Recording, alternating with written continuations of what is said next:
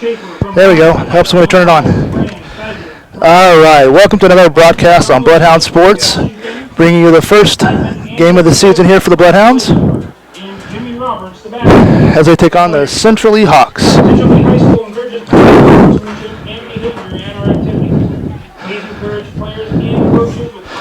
Captains for the Bloodhounds for tonight were Sam Hayes, number 53. He's a senior. Number 63, Alex Lauber, a senior. Number 9, Trey Kuntz, a senior. And number 12, Lennon Barker, a senior.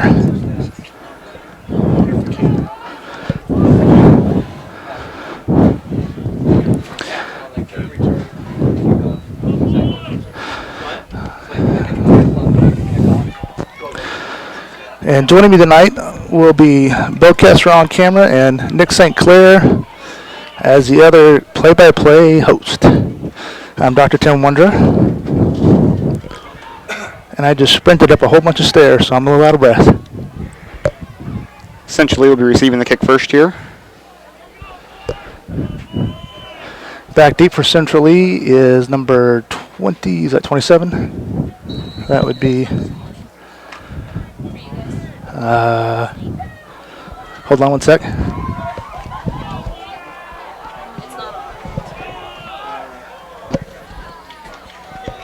And the kick is off here. It's caught by number 2 for Central Lee, Trent Stutz. Taken up about the 36-yard line here. All right, so now we get to see how our teams are going to do this year. We've got a lot of new players, but we lost some good skill players for the Bloodhounds. We still have a lot of good returning players as well.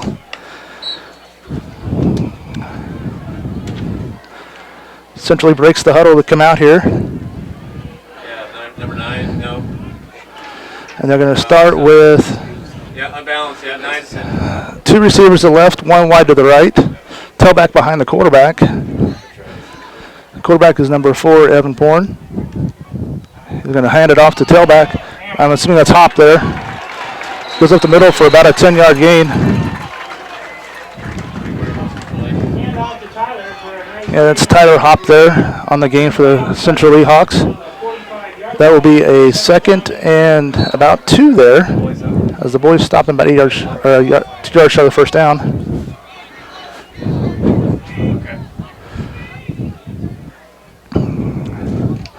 Hand off to Hop again, who's going to go right up the middle again. This time he's going to get met at the line of scrimmage. He'll get just enough for the first down, but that's it. As the big boys inside there stopped him on that time. Bloodhounds are there ready to go. 66 Kraft, 57 Settles in the middle there. 56 Wood, and then 63 Lauber are the ones again on the inside there. Essentially again, 2 receivers left, 1 to the right. Unbalanced offense here. They're going to hand off again to Hop, who's going to go to the right side this time. He gets the right corner, he's got the edge. And he's going to make it for a big gain as he gets brought down by 21 Quentin Schneider and 21 Kayla McLaurin. And that essentially gets cleared down to the 25-yard line on that one. Also good enough for a Central Lee Hawk first down.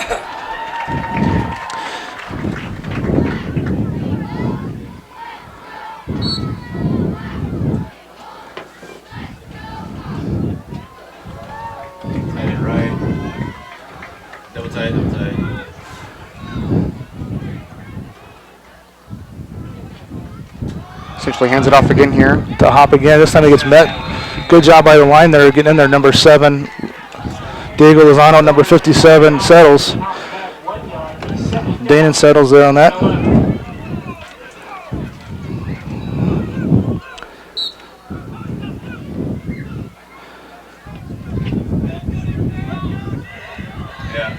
Number 9 spread.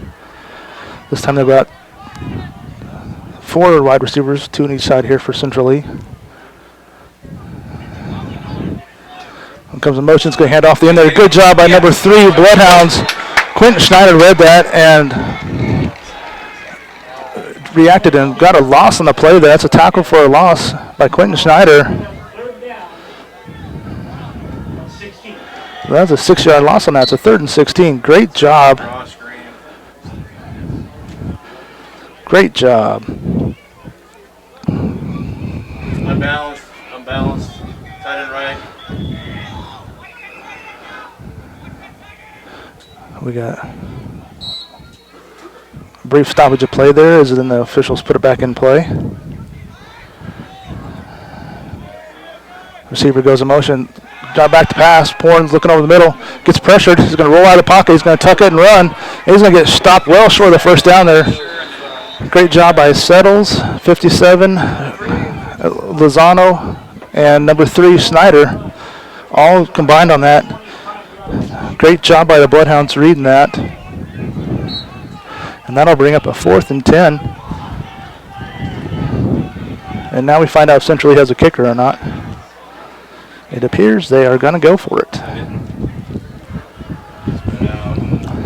So they're running the spread again here. It's 4th and 10 here on the 26-yard line. Porn's back to pass again. Under pressure, he throws a wobbly pass across the middle there, incomplete to nobody. Nobody's even close to that. Great pressure by the Bloodhounds there. And after the initial nice run there by Hop, the Bloodhounds defense stiffened down our side of the field there and got the turnover on downs.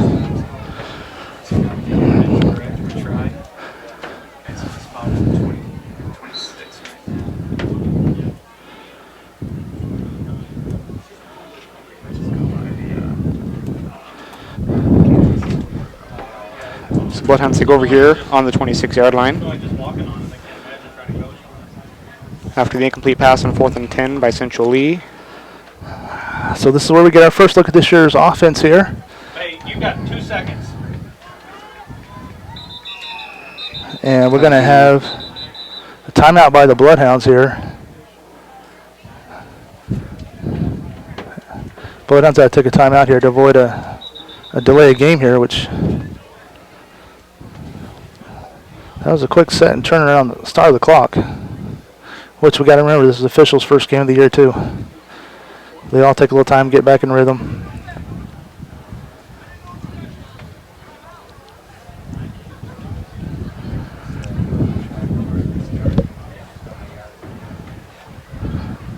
And they're gonna, Bloodhounds are gonna take the timeout while we get set here. So we got a quick timeout, so we will take one as well here real quick on Fort Madison Sports.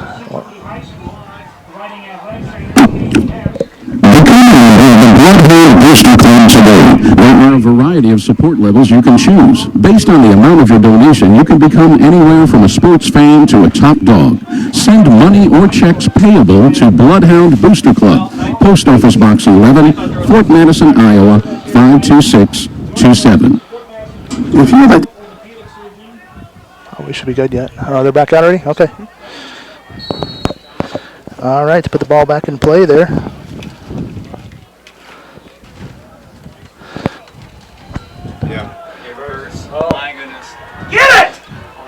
Lennon throws deep down to 13. It is caught. Dominic France with a deep pass. He's still going. And he's breaking 2 tackles and gets cleared down. A huge pass play there by the Bloodhounds. They're calling him down. It looks like at the 1-yard line. Catch by Dominic France, one of our seniors there. Beautiful pass by Lennon Barker downfield.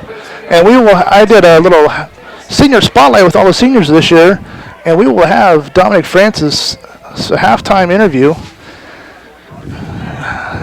at halftime here. So it starts off with a big play. Great job by Lennon Barker on the pass there, and reception by France. And Dom, the great play. They actually spot him down to the 4-yard line here.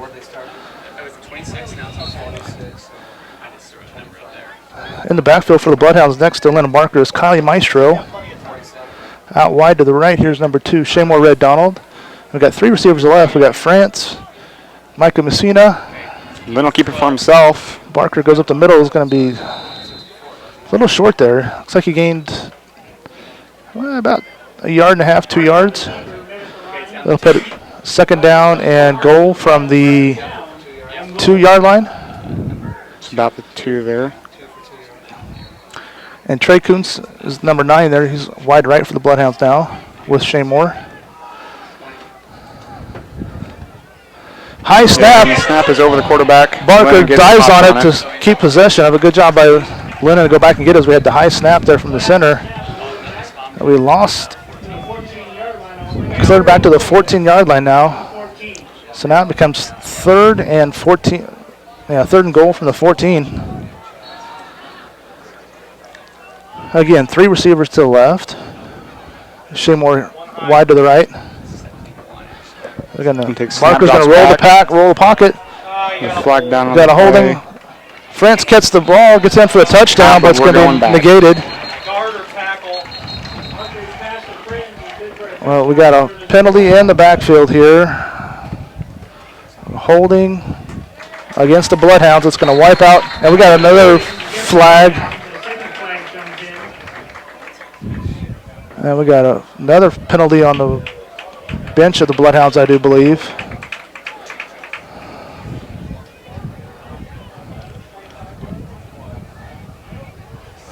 So we're going to be a 3rd and forever now after all this is sorted out. Got one high.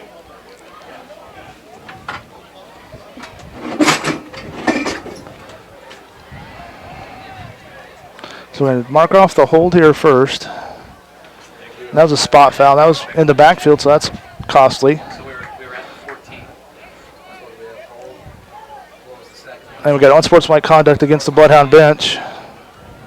Second flag was going to be for an unsportsmanlike conduct penalty to back up the Bloodhounds. So it's going to back the Bloodhounds up even more. So it All puts the the way Bloodhounds down. clear back to the 43-yard They're still going. line. Bloodhounds are So 3rd and goal from the 43. How often do you hear that one? Hey, but we can score. We can do it. Dominic was wide open on that last one. Barker with the Good drops roll the back. pocket again. Under pressure. Looking to make a deep pass. Hits across the middle there. Hits fumbled by the Bloodhounds. The ball back dives on it. Messina with the catch. And then covered up there by is that McLaren, or was it Dominic that covered it up? I believe it was Dominic France on the recovery. So the Bloodhounds have 4th and goal from the 22. And they're going to go for it here. One high. Dominic on the left. We got 3 receivers to the right here. Barker drops Maestro back. with a nice bat block there. Blocking. Great blocking from Maestro. Barker throws on the run. It's going to caught at the goal line there. Or no, at the 5-yard line. Seymour caught it, but at the 5-yard line, so that'll be a turnover on downs.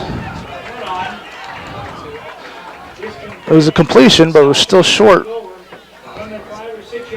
So they're going to spot it on the 6-yard line. But the Bloodhounds, even though they got backed up, they had 3rd and goal from the 46, get clear down to the 6-yard line.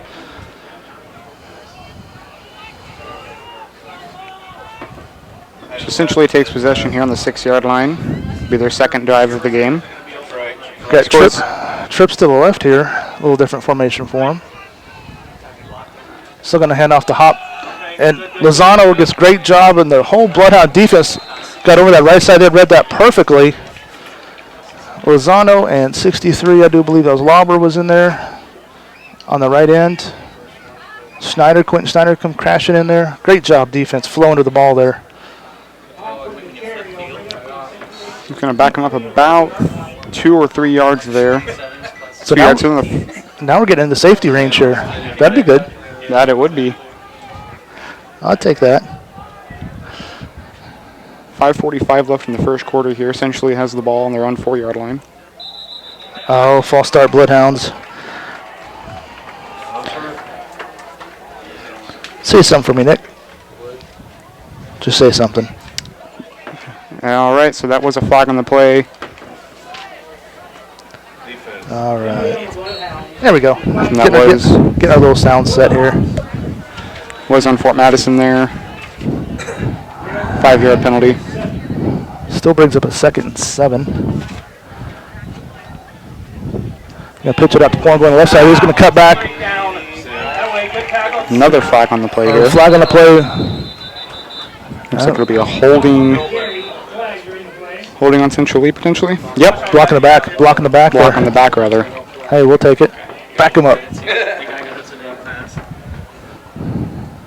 Block in the back from Central Lee. Is there a high-low in high school?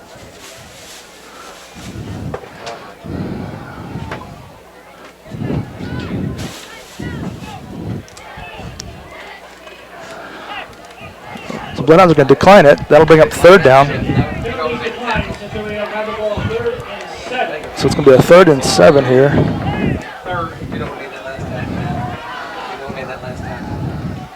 It's 3rd and 7 on the 12. Sam was in there, I think. What number's Hayes? 53 on that last part there. Tackle. Oh, we got a false start by the offense.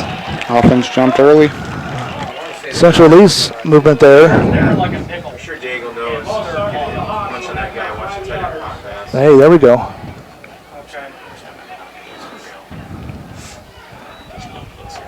So up here at Central Lee, we're kind of in a tight box there. We're sharing the box here with Bloodhound coaches. And it's kind of cool sitting here listening to communications going on. They're going to hand it off to Hop, going right up the middle there. He's going to get it well short. He only gets up to 10-yard line. Good job by 81 was one of the main ones there. That is Harley Penniman. And special teams unit will come on here.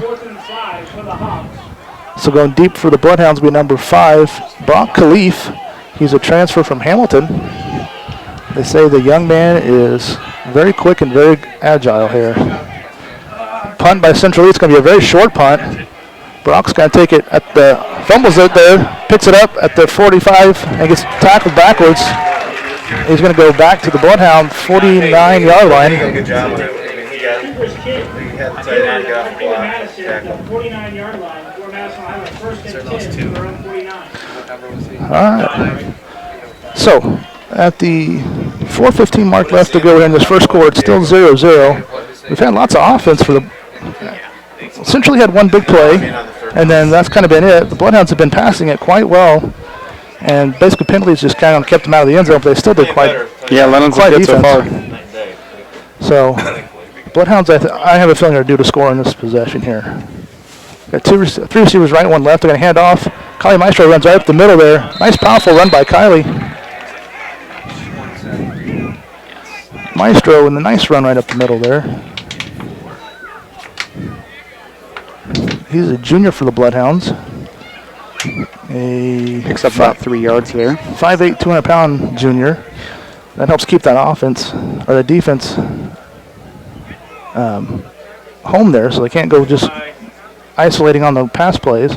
And now Lozano's checked in the backfield. Bloodhounds throw a pass out here to Messina on the right side. A wide receiver screen. Messina's going to take some tackles. He's going to get body slammed. It's going to be enough for the first down.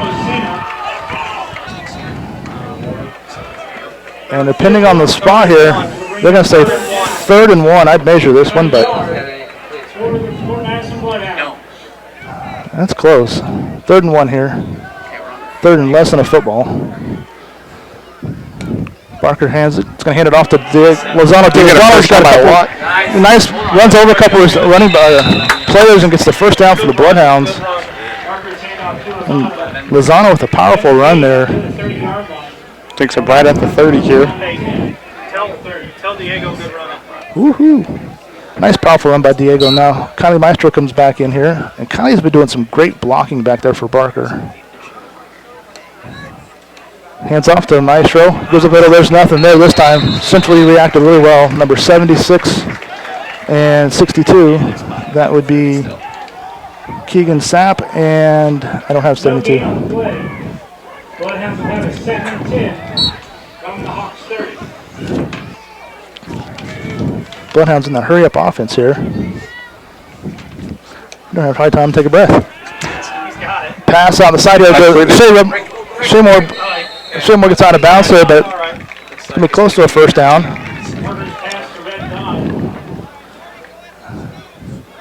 They're going to spot Shaymore at the 20-yard line. Oh, 21-yard line. So we got a 3rd and 1. Go ahead. 2:28 left here in the quarter. This quarter's going fast. It has. Bloodhounds are going to get in end zone on this one. And there's a stoppage. Timeout for the Central Lee timeout here. And we will take one as well here on Bloodhound Sports.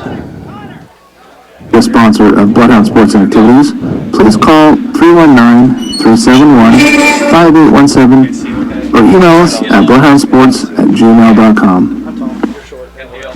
At Lee County Bank and Trust, we have one simple goal when it comes to your business: partnership. Our team will be with you every step of the way to making your business a success. And we have full-service online banking. Call them today at 372-2243 or call toll-free 888-831-5228. They're located at 8th and Avenue F here in Fort Madison. Wondra Family Chiropractic and Acupuncture. Doctors Tim and Lori Wondra provide chiropractic, acupuncture, therapies, kinesiotaping, and even school physicals. They're located in downtown Fort Madison at 724 Avenue G. All right, we are back. I'm loving this Bloodhounds spread, no huddle offense, keeps going. Got 2:28 left here. Bloodhounds have it. 3rd and 2, roughly. Barker's snap. Pass out to Messina in the flat. He's got a wide open spot there, and Messina's And he making a couple guys going. miss. That guy is just so quick. He's a little short, small guy, but he's so fast out there. Guys went flying by him. They couldn't touch him. But that's They're easily. Go ahead. They're going to mark it on about the 8 or 7 or 8 yard line there. That's good for a 1st and goal for the Bloodhounds. Maestro with the run right at the middle there. Nice, powerful run there by Maestro. And he's going to get down to about the 2. Great job, Maestro, on the run there. So far for me tonight, he's been a pleasant surprise. I did not expect him to step up like this. So on the 2 yard line, 2nd and goal. 3 to the right, 1 to the left here. Barker's going to hand the mic. Nope, Oh, he Barker keeps himself and dive in. Nice, perfect, great read there. Maestro had it open there too, but great read there by Barker to take it himself and go on the right side. It's good for a touchdown. Bloodhounds. Woohoo! So we are up 6-0, minute 43 left. Try to kick the extra point here.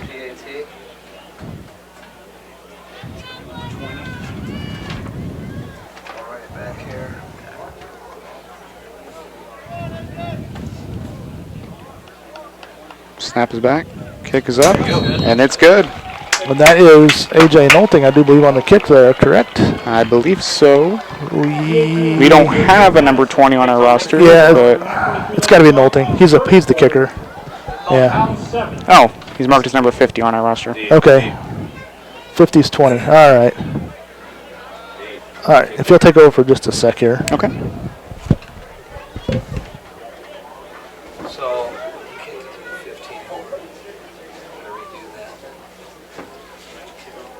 So with a minute 43 left, Bloodhounds are up 7-0. We'll get ready to kick off here. Back to receive for Central Lee will be number 22, Jonathan Snyder, and looks like number 17, Wyatt Schult. kickoff. 40. So, 45-yard kick. So we got to thank all of our sponsors here so far. I know we got Lee County Bank, Midwest One Bank, Sabrina Sandwich Shop, Wonder Chiropractic Acupuncture, and the Bloodhound Booster Club. They've all stepped up to be our sponsors so far this year. If you would like to be a sponsor, you can call me at 319-371-5817 or email us at bloodhoundsports@gmail.com. And Nolting with the kick here. AJ with a nice spinning kick there. It's going to be fielded at about the 12-yard line. Come around the right side here. Nice tackle there. Brought down by number 23 for the Bloodhounds. That is Romeo Maestro.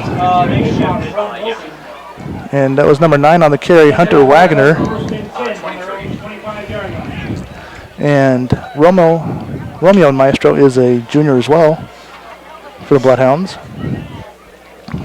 So essentially we'll come out here for their third drive of the game and of the quarter. It's first quarter here, 1:38 to go. He Nines split out. telling me Doubles. he did a great job on that. Okay, we get it. Doubles. 2 receivers to the right, and we got late arrival offensive lineman there, and 2 to the left here. And Porn's going to roll the pocket out. He's going to get pressured. He's going to tuck it, and he's going to get nice tackle, nice cleanup tackle there by 81 for the Bloodhounds. That was Harley Penniman, read that. And Harley is from that outside linebacker spot there. 3-yard gain for the Hawks over here. 2nd and 7. And that's only a 3-yard gain there for Porn.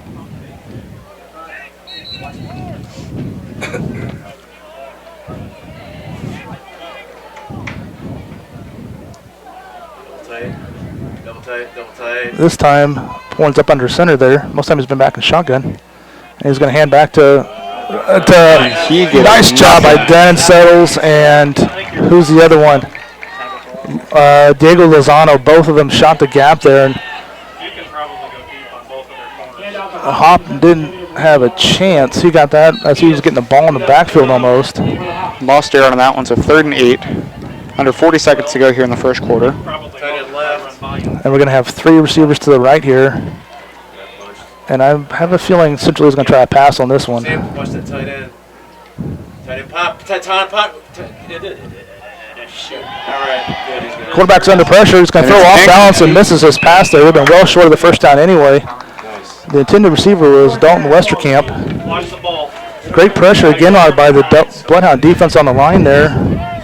Was it Fedler, 88, come flying around behind there. Number 66, Alec Kraft come flying around there. And so Central Lee is going to punt again. Who's back deep? It's like number 5. That would be And number Brock 1. Cleef and Michael Messina. And it's going to be a running rugby-style punt there. It's going to be Messina's going to pick it up. Nope. Cleef's going to take it. He goes out left sideline. We got flags come flying down there as he gets to the Central Lee 45-yard line. And we got another flag coming in behind it there. They got it. They got it.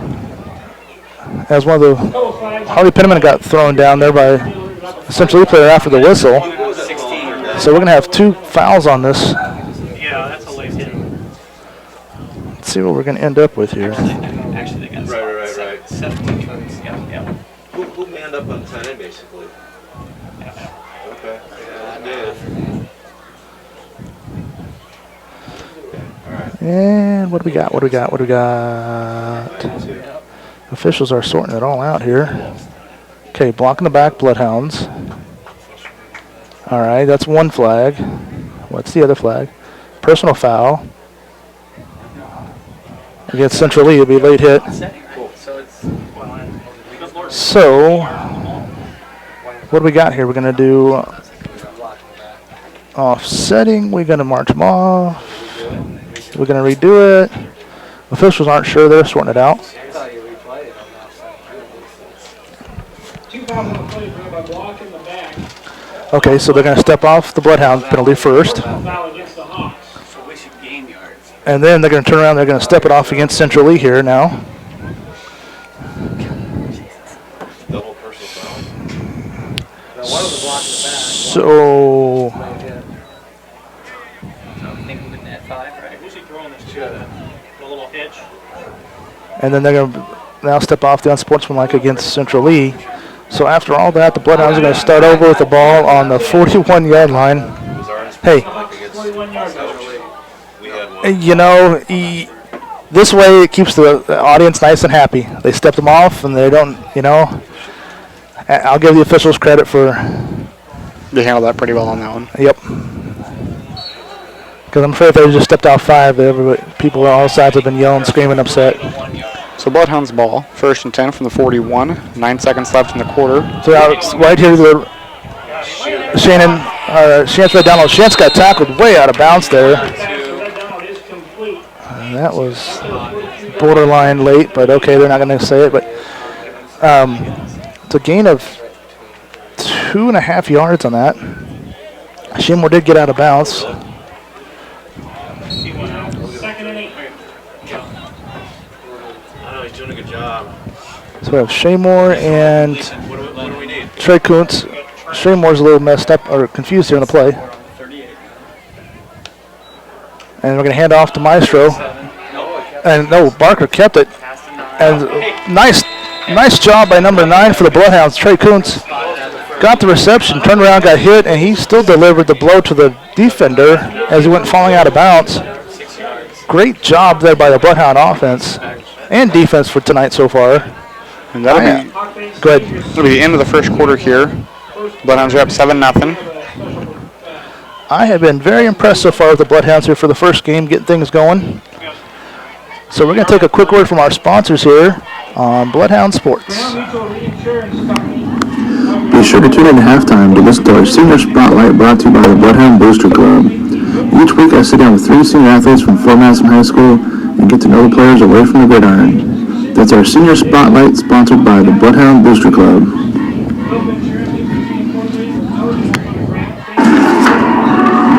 Midwest One Bank, with 26 branch locations plus specialized home loan center, you're never more than a hop, skip, and a jump away from your local Midwest One Bank. Midwest One Bank in Fort Madison at 926 Avenue G in Fort Madison, or 319-372-3991, and that's www.midwestone.com.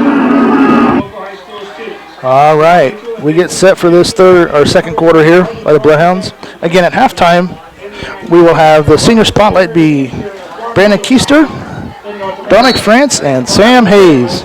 Brandon is brand new to football this year as a senior coming out for it. And I'm sure you're going to see him here in a little while making an impact on the field. It's going to be a handoff to Maestro. Goes on that right side there. Maestro fighting through there. Essentially tried to rip the ball out of there, but Maestro held on to it very well. And he's going to have enough for a first down plus. As the Bloodhounds get down to the 27-yard line there. Great job. Great run there by the Bloodhounds. Good blocking up the front there to make a nice hole. They don't have anybody over the top. Barker's going to throw it on the left side here to Dominic France. Dominic breaks a tackle there. He's going to get down to the 20-yard line.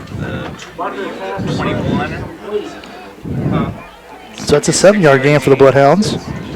Hey, can you move Seymour up here and have Lennon throw it quicker? So we got 3 Bloodhounds to the right, 1 to the left here. France to the left by himself. Kylie Maestro in the backfield next to him. Barker's going to throw a pass. He's going to throw it deep over the right side there. It's going to be almost intercepted there. Trey Kuntz almost had it, but so did Stutz. Broken up on the play by number 2, Trent Stutes.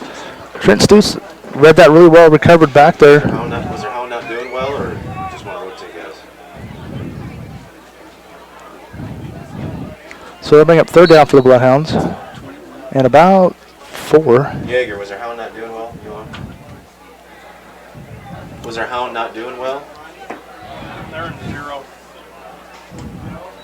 They're going to hand off to Maestro. Maestro's got a nice hole on that right side there. Nice run by Kylie Maestro to get the first down plus. And he gets down to about the 10-yard line. Great job running there by Kylie Maestro, who again, I will say has been a surprise for me so far this season. About the 8-yard line. So now the Bloodhounds are going to be first and goal from the 10. Hand off to Maestro again to the right side. Another great hold to the right side. Then he cuts it back. And he's going to get down to about the 5-yard line. Oh, less. Good for a positive gain. Great job by the offensive line there of Lauber on the right tackle, Hayes right guard, Wood center, left tackle Settles, and left tackle is Alec Kraft. Great job blocking and making holes for the Bloodhounds. Barker's going to go left side. He's going to keep it. He's going to make his way in there. It's good for a touchdown for the Bloodhounds. Barker on the keeper again. No, they were at goal line. I was saying.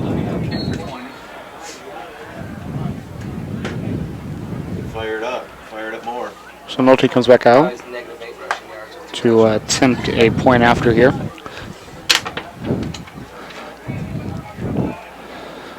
AJ Knowlton with the kick. And it is good. So Bloodhounds go up 14-0 here. 10:24 left in the second. All right. The boys are doing really well here. Barker's doing a great job passing, distributing the ball. We've got some players all stepping up all across the field there. And I've been also impressed with our line. We've had some really good blocking. Maestro's done some great job picking up some blocks in the backfield there. And the offensive line's opened some nice big holes on the run there. It's been a lot of fun to watch so far. And our defense has held Central Lee down to the last 2 times they've had the ball. It's been 3 and out for Central Lee. So as the Bloodhounds get set to kick off here.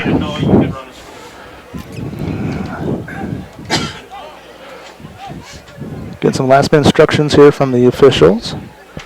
As AJ Knowlton gets set to kick.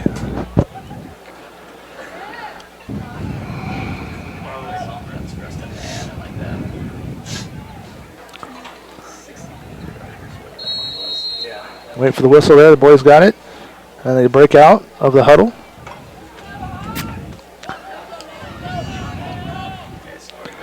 AJ with the approach and a nice high booming kick there by AJ. It's going to be fielded at the goal line by Central Lee. Wait, Schultz, number 17. He comes around the left side there and he's going to get hit in the drop there by number 21, 23, 6, 14. For the Bloodhounds, 21 is Caleb McLaren. 6 is Parker Denning. I forget the 14, Jace Berger. I forget who I all said on that. But great job by team tackling there by the Bloodhounds again. So Central is going to start with the ball on their own 22-yard line, looks like. Bunch right. Tight end left. So we've got 3 receivers to the left. Hop in the backfield next to Porn. He's going to pitch it over to Hop. He's going to go to that left side there. Diego missed the tackle there in the backfield. And Hop's going to go ahead for about 5 yards, and then he runs over. Tackle by 22 for the Bloodhounds. Nicholas Carter. Nick Carter, and then Sam Hayes was in on the tackle as well. Come kind of finish it off. So that'll bring up about a 2nd and 5 for the Central Lee.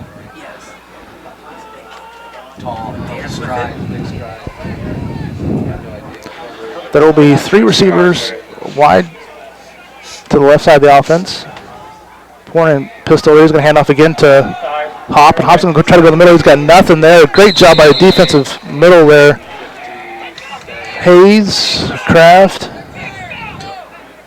and Settles all just stopping them right there in the middle. And Jaden Feldler, number 88, also stepping up big time in the middle there.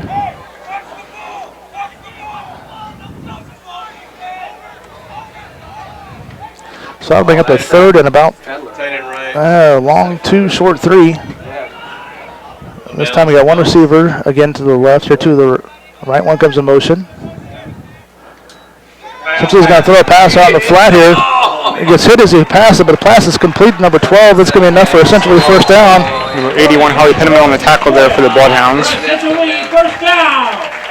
And I believe Logan Kearns on the reception there for Central Lee. That's their first down of this second quarter. Central Lee will have a 1st and 10 from their own 43-yard line. The ball's on the Central Lee 43. And if the quarterback would have held the ball for about another second, he'd have been sacked for about a 5-yard loss there. Double tight. Okay, so we got 1 receiver left, 1 on the right. Double tight ends here in tight. It's going to be Toss back Hop on the left side there. And a great job by the defense. Number 3 for the Bloodhounds strung it out there. Quentin Schneider got out wide. Forced Hop to cut back for the rest of the team to clean it up. 2nd and 7. A 3-yard gain there. Harley Penniman.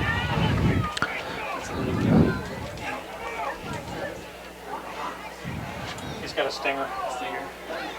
Tight end right. Two receivers to the right here. Two to the left. Draw. Hop comes in motion. They're going to hand it off, coming around the middle there. Hop's going to try to get outside. And a great job by Sam Hayes tracking him down for minimal gain. And out there, Caleb McLaurin was there to help out, but Sam Hayes took care of it all himself. And the ball gets over to the Bloodhound 48-yard line. That'll bring up a 3rd and 2. 3rd and 1 for the Hawks. All right, 3rd and 1. I like 2 better. Yeah, it looks better. Sounds better. I love it.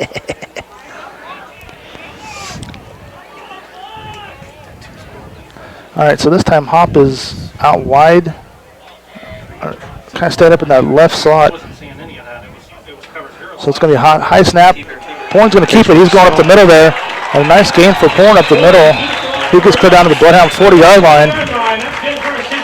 As they ran a little fake there to Hop. Faked out the Bloodhound defense there for just a little bit. Hawks will have a 1st and 10 on the Bloodhounds 40. Central East stringing together a couple nice little possessions here, or nice little plays. Bloodhounds defense needs to get a stop right now. The ball's on the 40-yard line. 3 receivers to the left.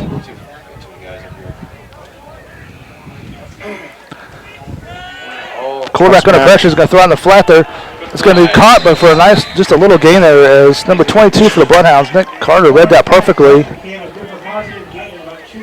and got a 2-yard gain as Sam Hayes come around the right side there and put pressure on the quarterback again.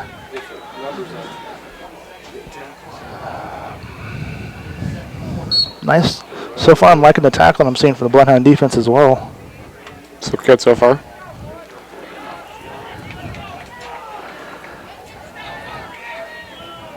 So from the 38 here,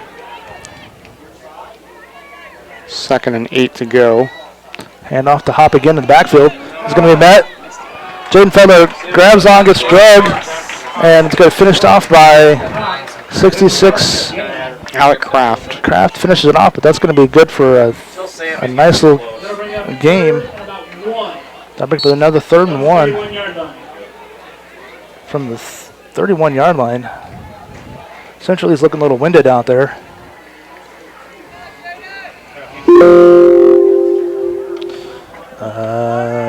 Well, let me see here. Tight end left, tight end left.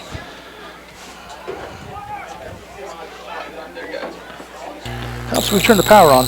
Oh, that's why. And the static starts. Let's see. And we got a Essentially took a timeout there. timeout on the field. We'll take one as well, see if we can clean it up a little bit. Bloodhound Sports.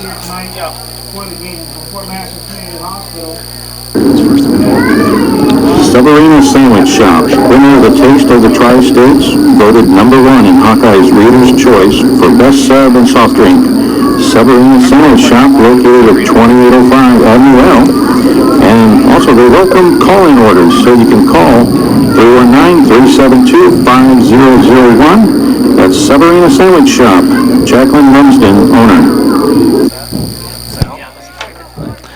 All right, so we'll come back here to the Bloodhounds. How much time we got left there, Nick?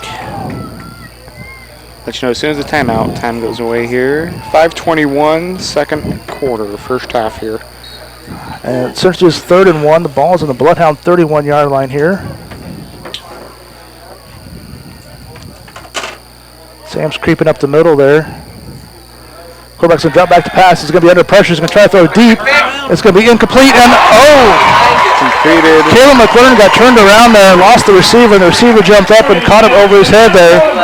Adam Bullock on the reception. As Caleb McLaurin was in position, then he just got turned around at the last minute. I thought Caleb had it. Down at the 4-yard line here, 1st and goal for Central Lee.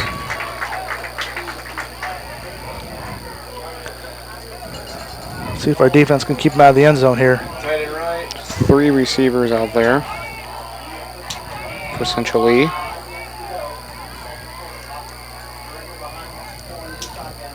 It's going to be hand off to Hop coming down the right side there. He's got nowhere to go. Diego drove him Stop for a backwards. loss there. 7-3 lead. Diego Lozano and Quentin Schneider both making great stops there. And that's going to be a tackle for loss. That's a 6-yard loss. Woo. 2nd and 10 now, or second goal from the 10. You read that well.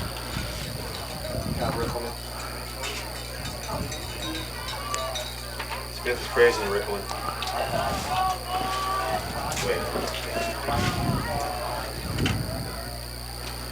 Hop comes in motion.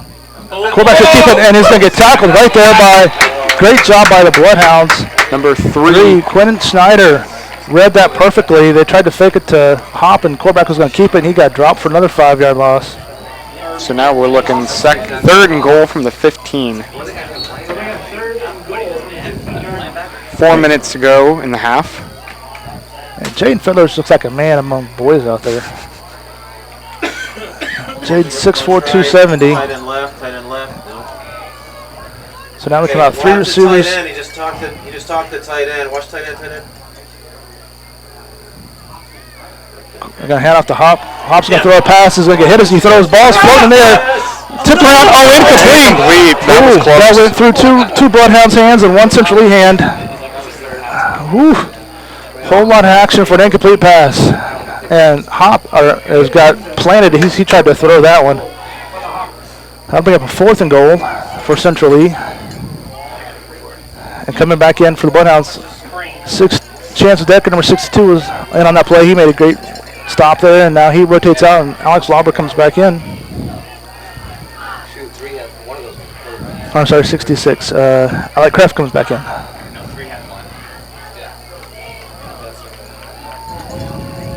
And they are going for it as do not believe they have a kicker. They're going to hand off to Hop. Hop's got nowhere to go. He's trying to throws to number 2 and 2 drops it. Incomplete. Play it. Get him. It's just, and Quentin Schneider with a nice tackle on the backfield. They drove centrally back again, clear back to the 31-yard line as a trick play went awry. As the receiver, since it was passed behind the line of scrimmage, dropped it. It was still a live ball. Thank you. And the Bloodhound defense kept putting pressure on him, driving him backwards. And a nice stand by our defense as centrally got clear down to 1st and goal from the 4. And now they turned over on downs, clear back on the 30-yard line. So the Bloodhounds will take possession with 3:34 left. They'll try to put another score up before the half ends here. I'm surprised your quarterback's throwing it. Single high. He was like this last Yeah, I heard he looked like crap. So here we go. 1 on the right side, 3 receivers on the left. It is a pass.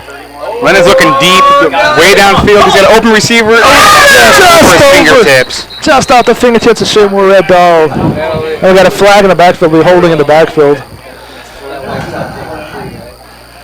So that's going to be a costly little penalty, but Does that wipe out the incomplete?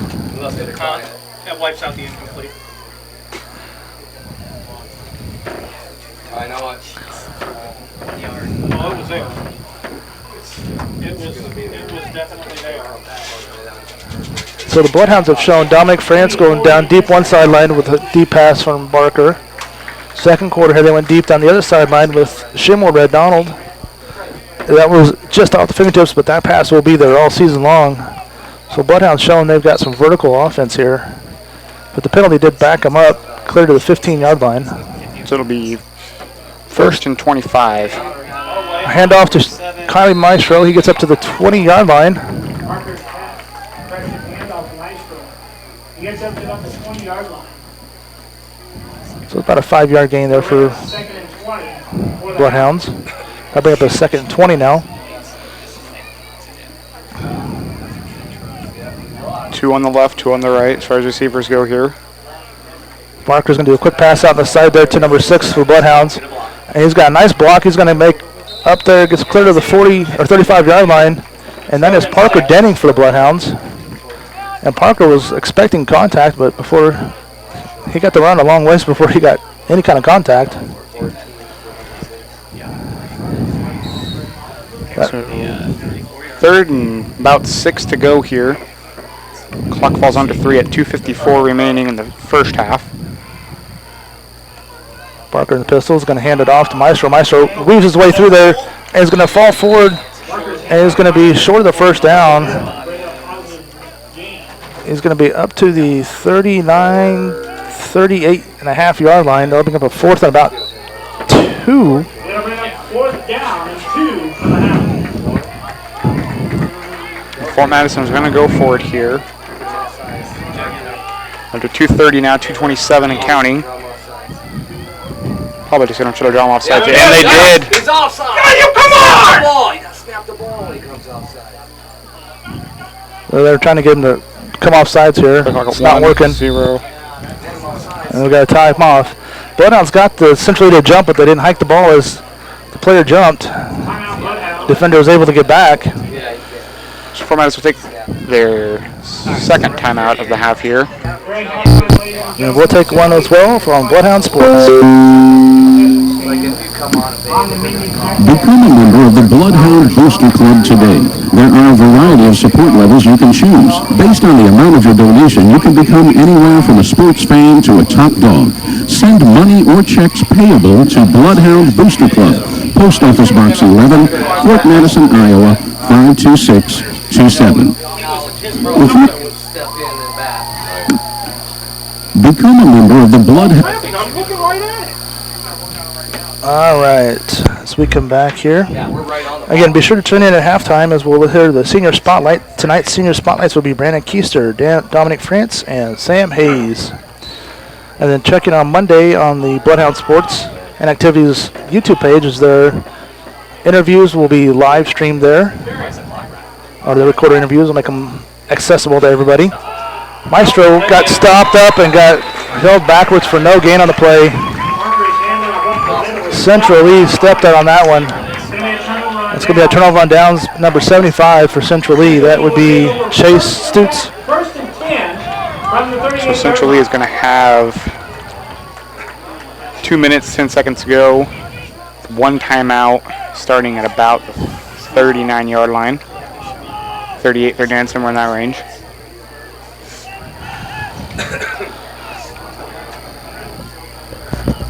So see what we got here. Central is going to do with this. They got plenty of time as they get things sorted out here. They got too many players in the field. The player comes running off, and that's going to be a penalty for breaking the huddle. Too many men on the field.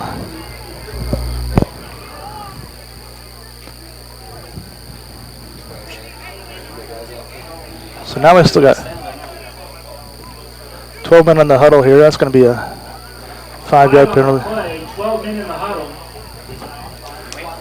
So they're going to step that back. 5 yards. First and 15. So make that first and 15 from the 43-yard line.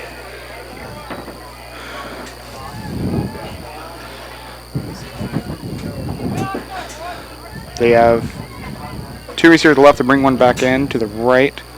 Fake handoff, pass. Hits number 2 here. He's going to get, comes underneath, missed the tackle. The Bloodhounds took a couple of them to get him down there.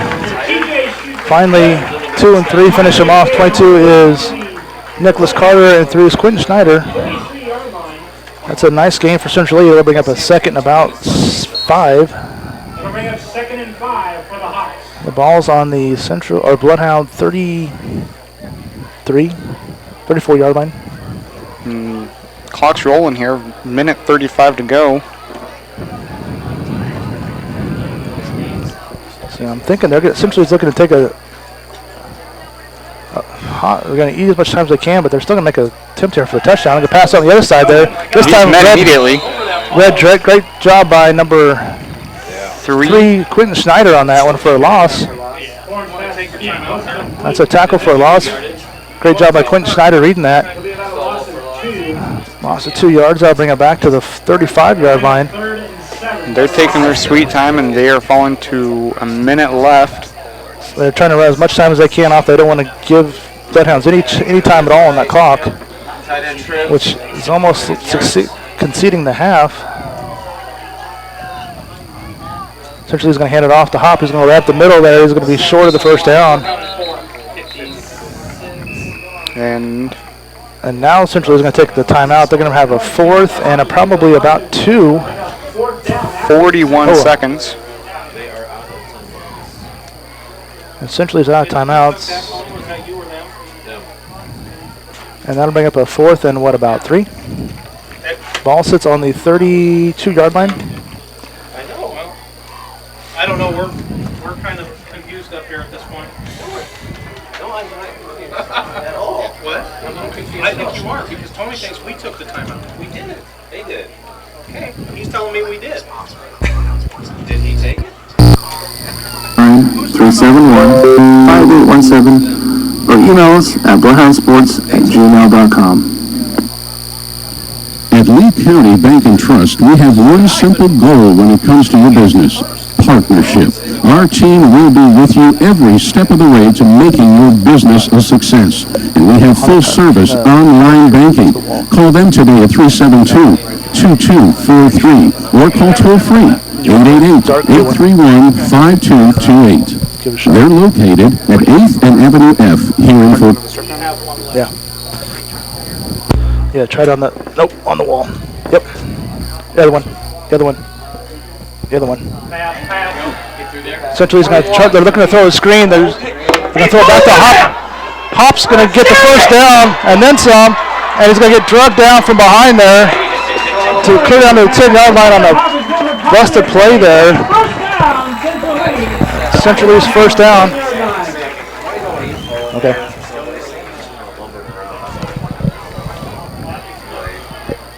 Central's got the ball on the 11-yard line. They're going to spike the ball to stop it. What's the time left? 26 seconds left. I think the officials were confused on the last play too there. They let some penalties go by that they shouldn't have let go by.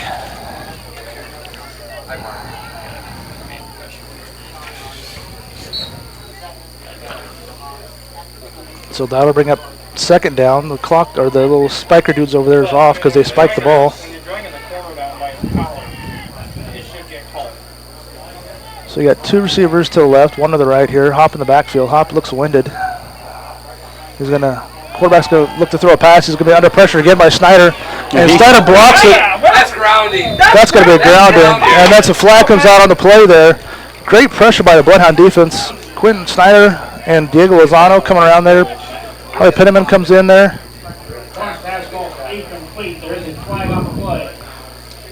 With 19 seconds now and the flag down. Can you tell Sam that he's got to hustle these last couple of plays? I think he's arguing right now that they shouldn't call it.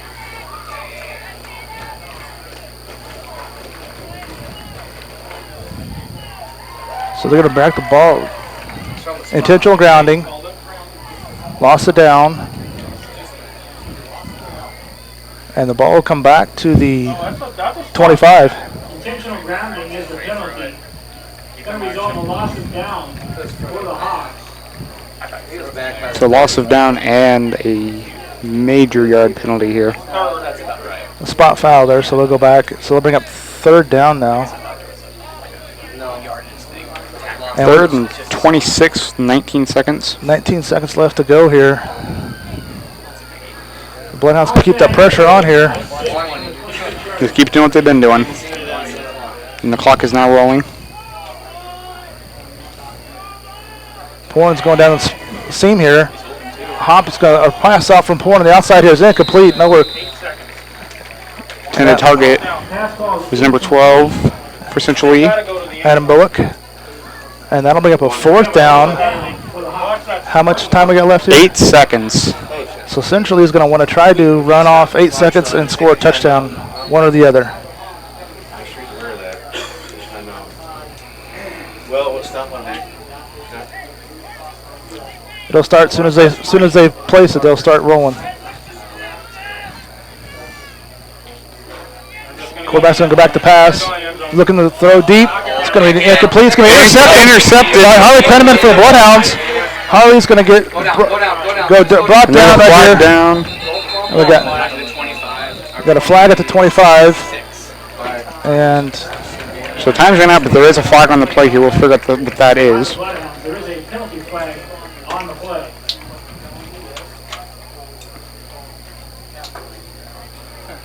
And I think the whistle was blowing with at least 1 second left. So we'll see what we got to sort out here. We're going to have a holding against the Bloodhounds, it looks like, so it's going to be halftime. So at halftime. Bloodhounds, after they got the interception, it became offense, and they had a holding, so you can run the timeout there. So halftime score is 14-0. Bloodhounds on top. So we're going to go to our senior spotlight tonight. Again, that is Brandon Keister, Dominic France, and Sam Hayes. Hope this works. We'll see here.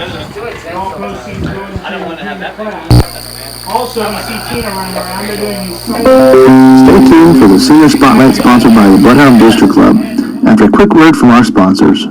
If you would like to be a sponsor of Bloodhound Sports activities, please call 319-371-5817 or email us at bloodhoundsports@gmail.com. Become a member of the Bloodhound Booster Club today. There are a variety of support levels you can choose. Based on the amount of your donation, you can become anywhere from a sports fan to a top dog. Send money or checks payable to Bloodhound Booster Club, Post Office Box 11, Fort Madison, Iowa, 52627.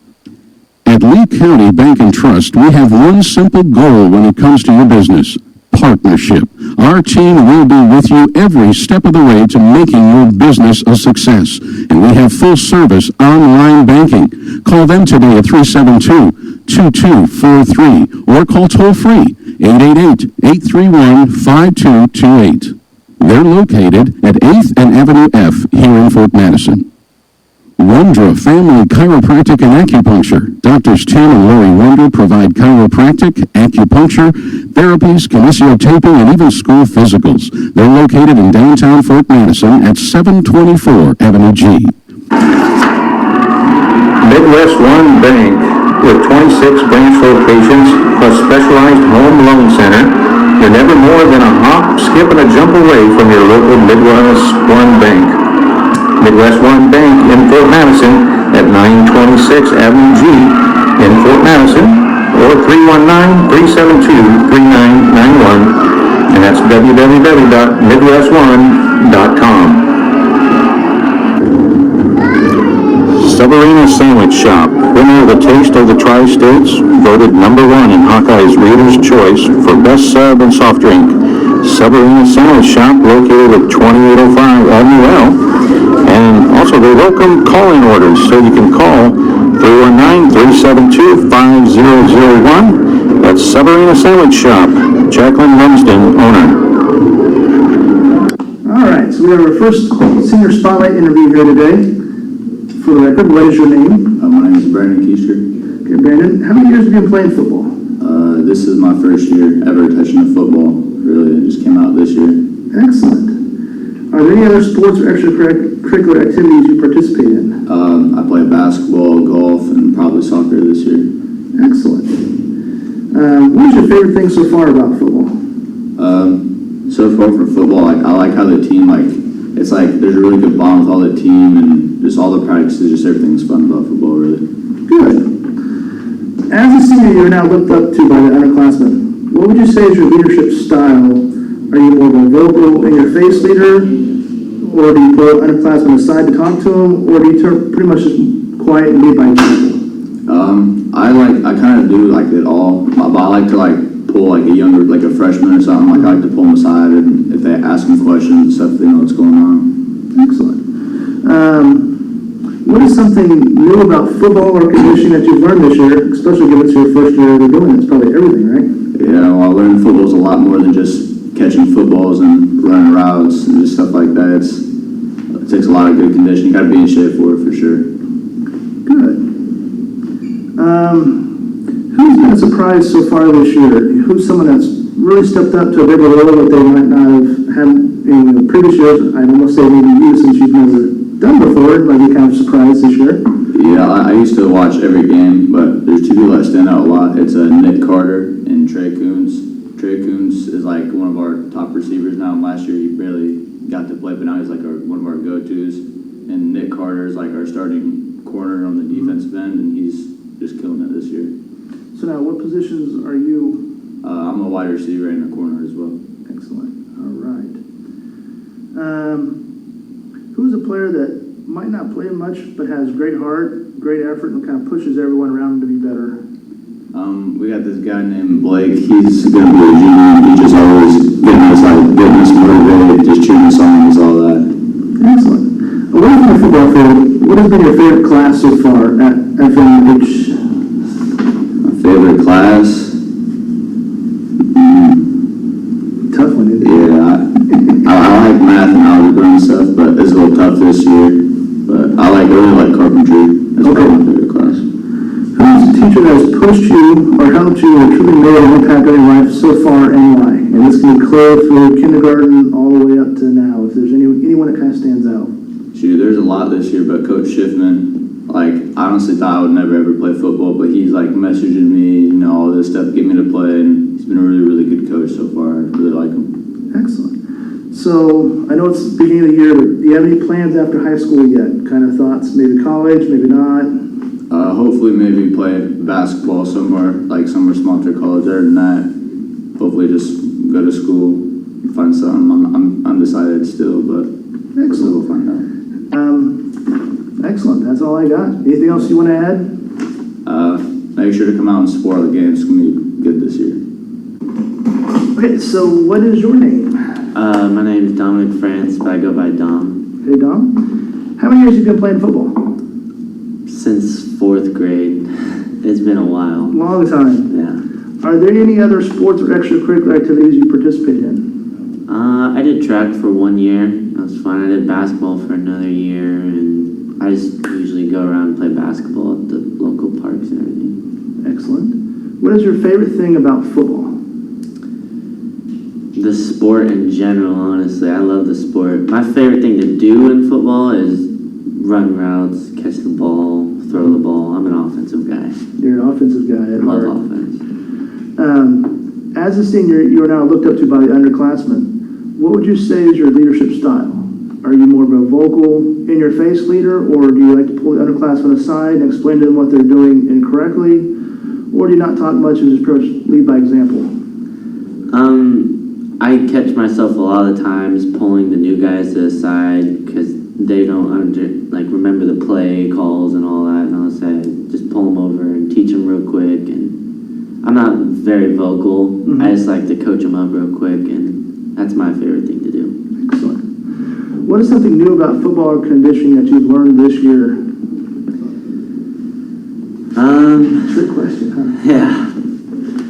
Conditioning, well, I definitely learned that you need to be very conditioned for the type of offense we're running. Mm-hmm. How quick we're going no huddles, so need a lot of conditioning. You need a lot of conditioning for that. Yeah. With going no huddle, and having multiple receivers, have you had to learn a lot more different positions or receiver positions or different routes than what you did last year? Not really. We kind of did that. They like us to learn it. I just kind of remember it just so I can, just in case. But I usually just play the outside receivers, so I just know the left side and the right side most of the time. Okay. Who has been the surprise player of the year so far? Who's someone that's really kind of stepped up to a bigger role than what you might have expected? Definitely Trey Koontz. I remember last year, I believed I was a way better receiver than him, honestly, and he started over me too. I believed I was better. This year, he's been putting in the work, and I've seen him make incredible catches, and to me, he's probably the best receiver on this team. Okay. Who's a player that might not play as much, but has great heart, great effort, and pushes everyone around him to be better? That's definitely one of our young guys. His name's Dawson Hunt. Mm-hmm. The kid, he gives it his all every single time he's out there on the field. He may not get it, and he may be small, but he's like a Rudy. Like, you ever seen that movie? Oh, yeah. Yeah. He's like Rudy in my eyes. Very good. Away from the football field, what has been your favorite class so far at FMHS? Probably carpentry. I'm not saying I'm good at it, but the teacher is just, he's a fun teacher to have, and I feel like that's a skill I'm going to be using for a Have you done any of the company competitions where they go and do stuff yet, or? No, they always ask me to do that, but I'm too nervous to go. I feel like I wouldn't do very good, so I just decide not to. Okay. Who is a teacher that has pushed you or helped you or truly made an impact on your life so far, and why? And this can go clear back to kindergarten, all the way through. Who's somebody that's kind of really stuck out and made an impact on you? Probably just our coach, Derek Doherty. He's always been there, and when he was my teacher freshman year, he pushed me through a lot of hard stuff. I always asked him questions, and he was always there for me. He's a good teacher, good coach. Very good. All right, so the dreaded question, what are your plans after high school? You know, college, not college, you know, workforce, what are you kind of looking for, military? Recently, I've been, it's been my dream forever, is military. Mm-hmm. I'm doing military no matter what, but I'm thinking about playing college football, do 4 years, and then join the Air Force right after that. Or, you know, get recruited by Air Force and just go play football for them while you're doing it, right? That'd be pretty cool, too. I'd do that, too. Harlan Stepsmeyer did that. Yeah, Harlan's doing that, isn't he? Yep. He's wrestling there. Wrestling there. That'd be pretty cool. That'd be awesome. That'd be a good little way to get started in that. And then if you go through college through Air Force, you come out higher ranking than if you go as officer. Oh, yeah. That's smart thinking. All right. Anything else you want to throw out there or add? Come watch the games. Excellent. That's it. Nice and easy. What's your name? Sam Hayes. All right, Sam. How many years have you been playing football? I've been playing football for probably like 10 years. Okay. So you started way back in grade school? Way back. Are there any other sports or extracurricular activities you participate in? I'm a wrestler. Yeah. All right. What is your favorite thing about football? Favorite thing about football is being able to hit people without getting in trouble. Yeah.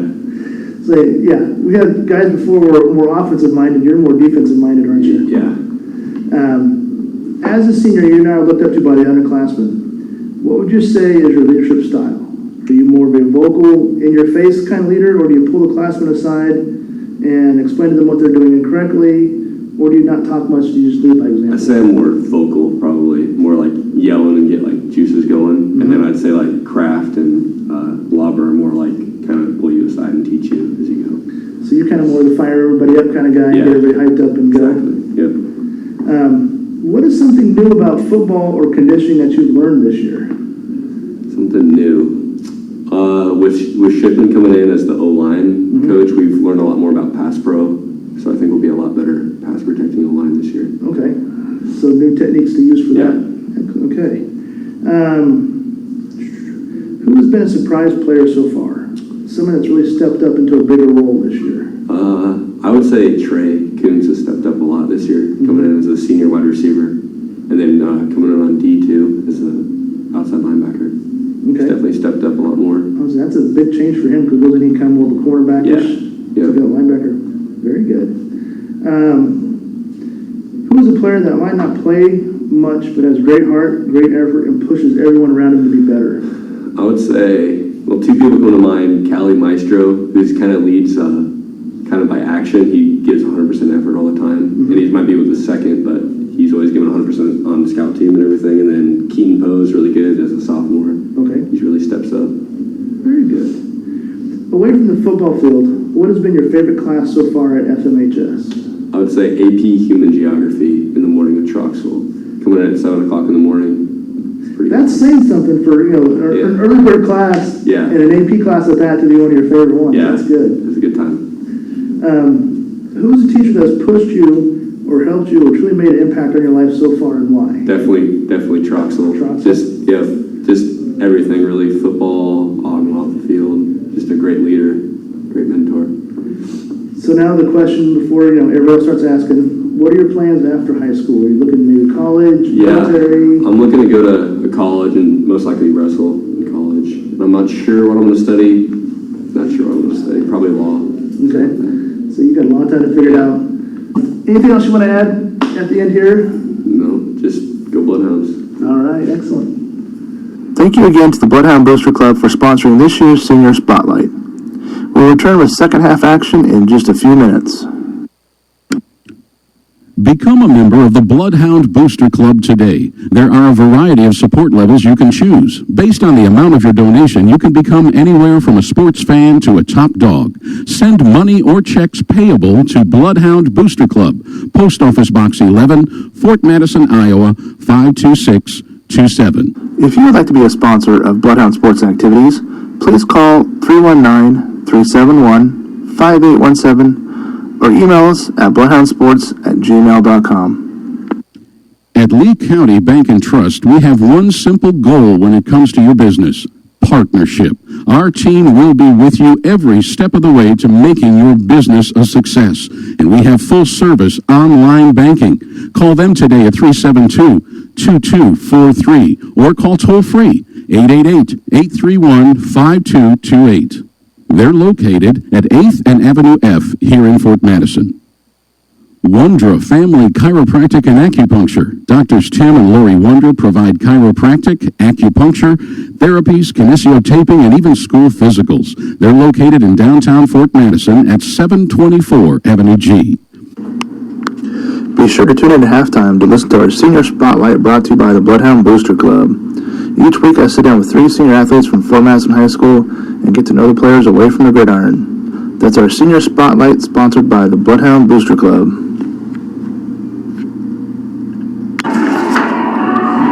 Midwest One Bank, with 26 branch locations plus specialized home loan center, you're never more than a hop, skip, and a jump away from your local Midwest One Bank. Midwest One Bank in Fort Madison at 926 Avenue G in Fort Madison, or 319-372-3991, and that's www.midwestone.com. Severina Sandwich Shop, winner of the Taste of the Tri-States, voted #1 in Hawkeye's Reader's Choice for Best Sub and Soft Drink. Severina Sandwich Shop, located at 2805 Avenue L, and also they welcome call-in orders, so you can call 319-372-5001. That's Severina Sandwich Shop, Jacqueline Lumsden, owner. Elliott Test Kitchen is proud to support the Fort Madison High School. Elliott Test Kitchen is proud to support the Fort Madison High School football program and provides the coaches with film study and game.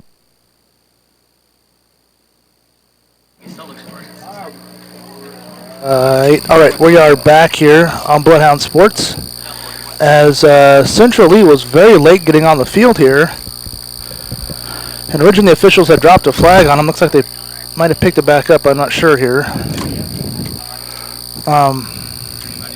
Everybody was very. It seemed like the halftime went very quickly, but my little halftime interviews there that I had looped out all went just fine. So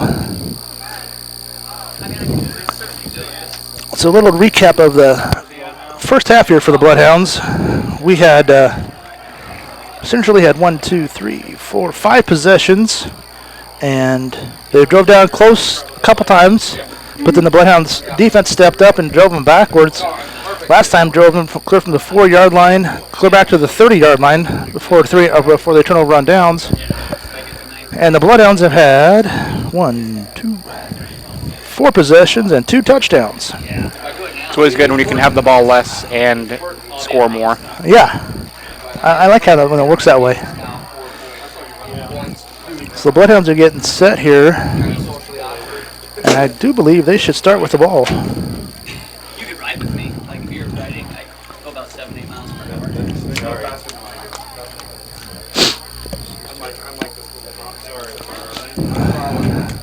As the officials are still just milling around middle of the field here.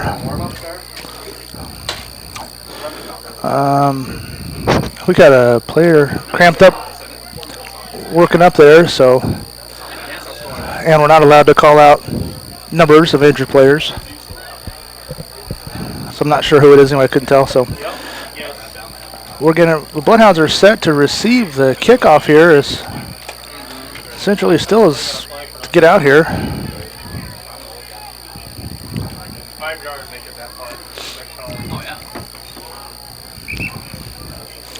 Bloodhounds are bringing him up 5. Officials wanting the football here.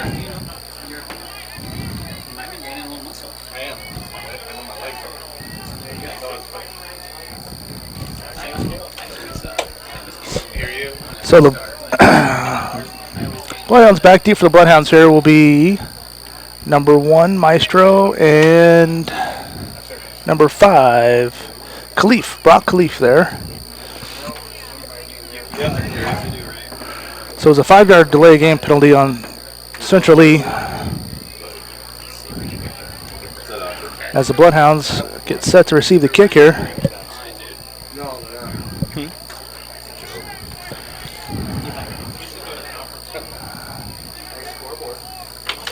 And in case you're just kind of tuning in here, we started early tonight due to the severe storms that are moving in the area. We have been blessed so far. It's clouded up, but we've not had any kind of precipitation yet. Now, knock on wood, this doesn't happen in the second half here.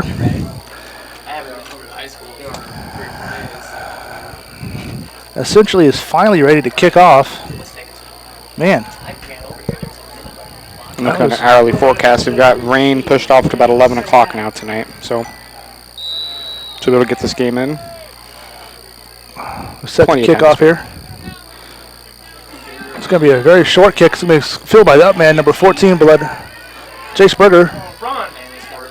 And he's still going. Jace is still going up the middle there. He gets clear up to the 47-yard line.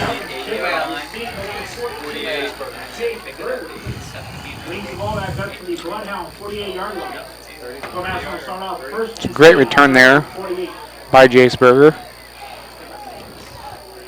So Jace gets, let's say we're going to start over at the, let's say 47-yard line.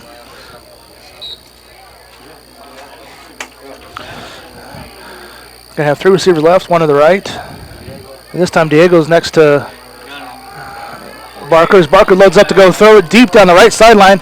Looking to get Shaymore, and incomplete. Shaymore was not able to cut into the middle there to get to the ball. Essentially his cornerback on that, was that number 2 back there, did a good job of walling off. Stutes there for Central Lee did a good job of walling off Shaymore, not letting him get back to the middle. So it's an incomplete pass for a second down. There we go. That's like the 2 yards.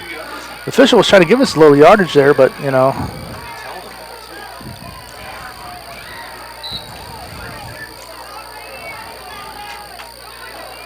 Going to hand off to Diego. Diego goes to the right side. Those all breaks the tackle. He's going to fall ahead.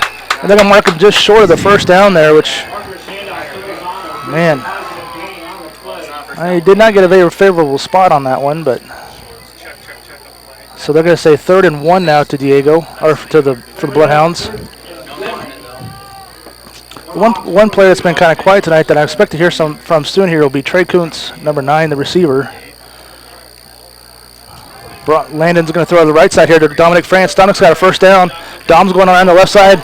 He's going to get pushed out of bounds. He gets great yardage on that one. About the 21 or 22-yard line there on the play. 21-22, something like that, like Nick said there. Nice job by Dominic fighting for that. Push spot is 22-yard line. Dominic's 6'1", 185. Nice receiver out there. Nice big target for Lennon.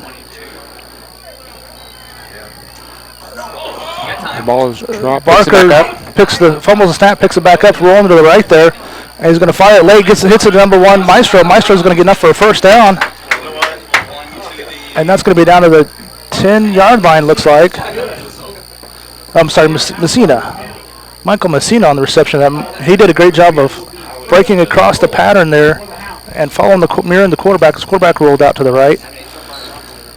Good for another 10 yards.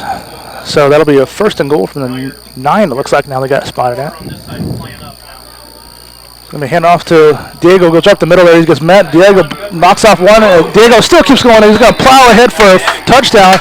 Diego was met with about a 1-yard gain there, but he just bounces off one, and he bounced off another centrally. Yeah, he just kept fighting through there. And he just kept bowling through there, and Diego with the power run there. Man, that was awesome. Tell Poe and So you got Maestro. Kylie Maestro ran the first half there. He was a little quicker. He still was kind of a powerful runner. But then you start wearing him down a little bit, and you have Diego come in there and just start beating on him. Extra point is good by A.J. Nolting. And that'll be a heck of a 1-2 combo for the Bloodhounds. And they've still got other running backs that we haven't seen yet. Yeah, after a really good return there, we started at the 47-yard line and took about a minute 15 and got 7. So we're up 21-0 now in the second half, third quarter, 10:45 left. The Bloodhounds get ready to kick off here in a moment. So again, Bloodhound touchdown on the opening possession here of the third quarter.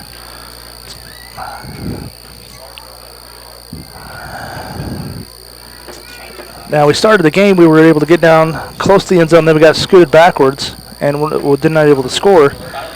This time we were able to punch it through there, finishing the play.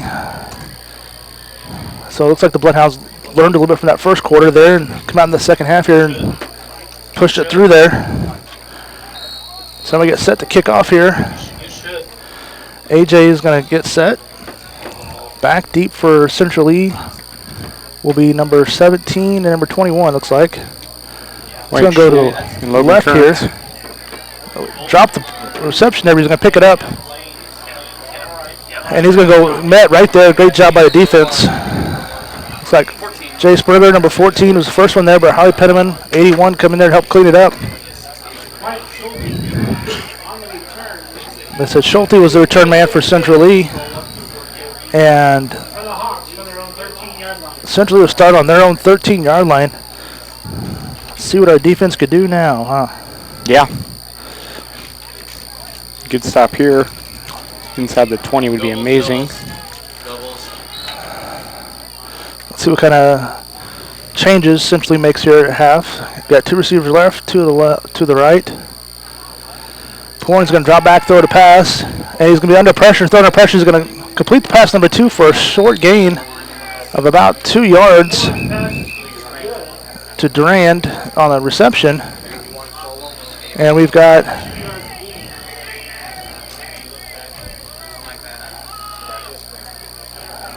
a timeout here. Injured player on the field.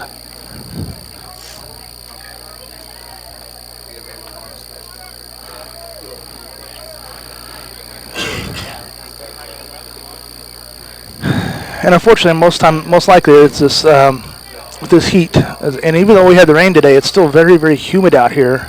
It's been humid the last couple weeks there. I'm sure we're going to have to start fighting dehydration and cramps for a lot of the guys there. We've got to start pumping in fluids into them.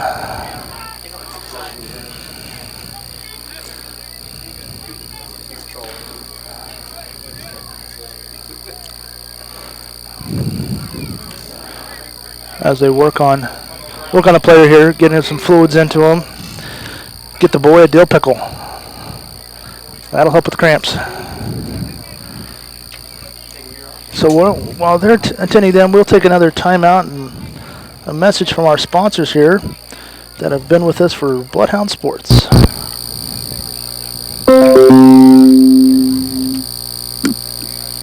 Become a member of the Bloodhound Booster Club today. There are a variety of support levels you can choose. Based on the amount of your donation, you can become anywhere from a sports fan to a top dog. Send money or checks payable to Bloodhound Booster Club, Post Office Box 11, Fort Madison, Iowa, 52627. If you would like to be a sponsor of Bloodhound Sports Activities, please call 319-371-5817 or email us at bloodhoundsports@gmail.com. At Lee County Bank and Trust, we have one simple goal when it comes to your business: partnership. Our team will be with you every step of the way to making your business a success. And we have full...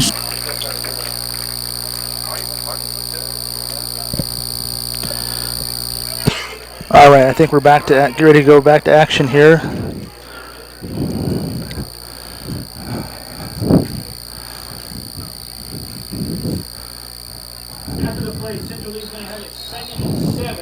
So it'll be 2nd and 7 from the Central East 16-yard line. It's all right. It's all right. So now the boys get ready to get fired back up here again. And then we're going to have Hop again in the backfield behind Porn. Throw a quick pass, slant there, incomplete. And Sam Hayes would have been looking up there. He could have had the interception, but he was looking to make a hit instead. Still, ball falls incomplete. That will bring up 3rd and 7 for Central Lee.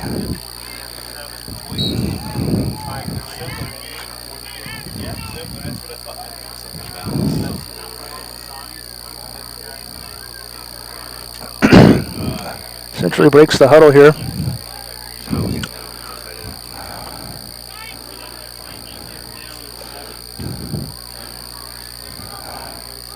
They're going to hand off to Hop, trying to go up the middle there. He breaks one tackle. He's going to drag a couple players with him, but he will be short of the first down. He's barely gets to the 20-yard line. So they're going to spot him, looks like about 21. That'll bring up about a 4th and 1. All right, so they're bringing in a punter, but I would not be surprised for them to run some kind of a trick play here. With 1 yard to go, down by 20, you almost have to.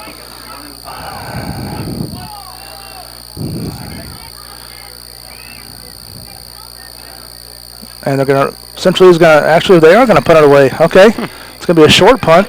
We'll see who's going to call for a fair catch, and it's going to be picked up by number 5 for the Bloodhounds, Khalif.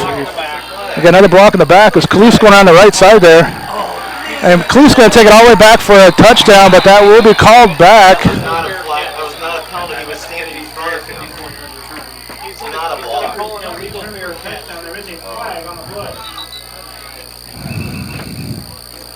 And we've gotten called for a couple block in the backs here.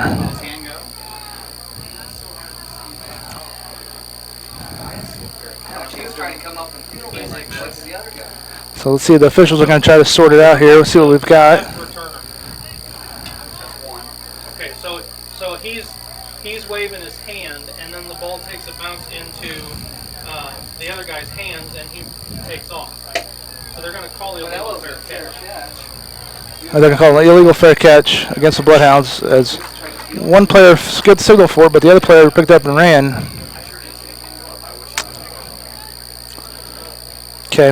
So it'll be 5 yards from the foul, spot of the foul. That would have been such an amazing play for the sophomore Khalif there. He had that sideline. They did a good job of setting it up.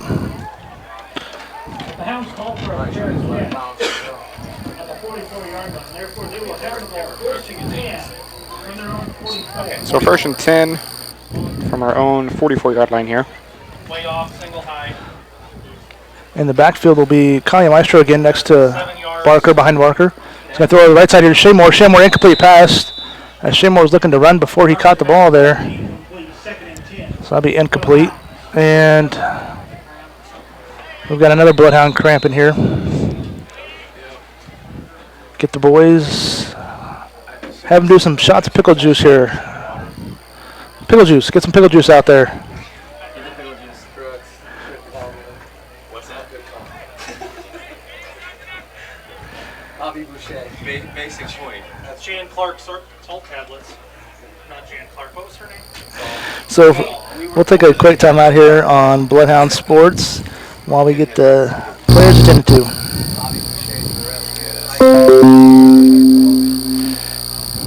At Lee County Bank and Trust, we have one simple goal when it comes to your business: partnership. Our team will be with you every step of the way to making your business a success. And we have full-service online banking. Call them today at 372-2243 or call toll-free 888-831-5228. They're located at 8th and Avenue F here in Fort Madison.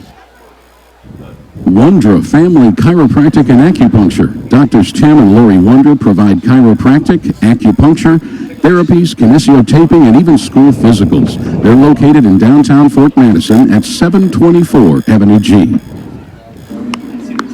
Be sure to tune in at halftime to listen to our Senior Spotlight brought to you by the Bloodhound Booster Club. Each week I sit down with 3 senior athletes from Fort Madison High School and get to know the players away from the gridiron. That's our Senior Spotlight, sponsored by the Bloodhound Booster Club.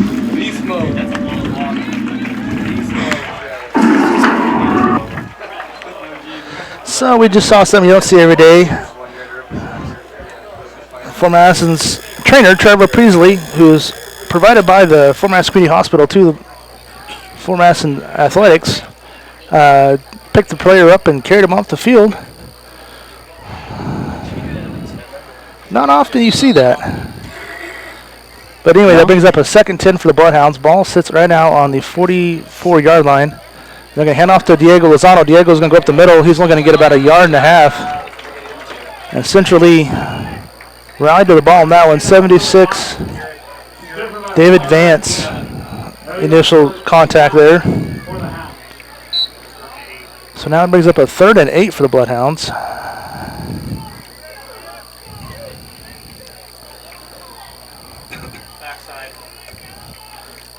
Barker rolls the pocket to the right.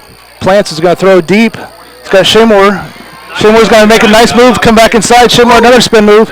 And he's going to dive ahead there and get clear down to the 25-yard line.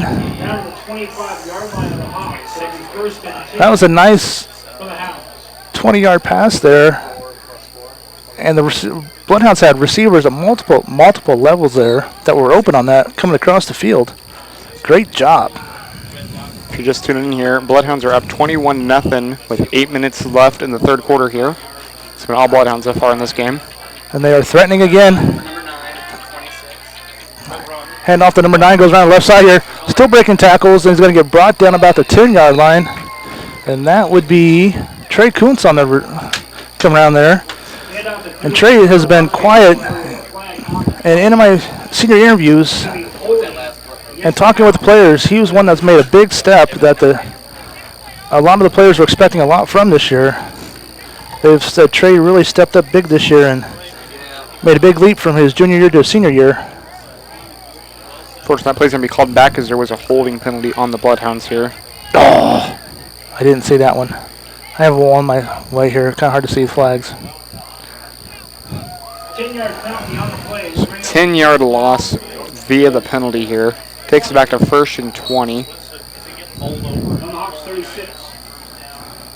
On essentially 36-yard line here. So we'll try it again here, 1st and 20 again.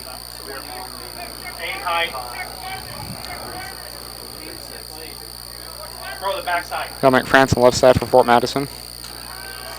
2 receivers on the right. Going left side to Dom. Dominic's wide open. Just over his hands, incomplete. Put some air under it. That play, Dominic was wide open there. Just couldn't quite haul it in.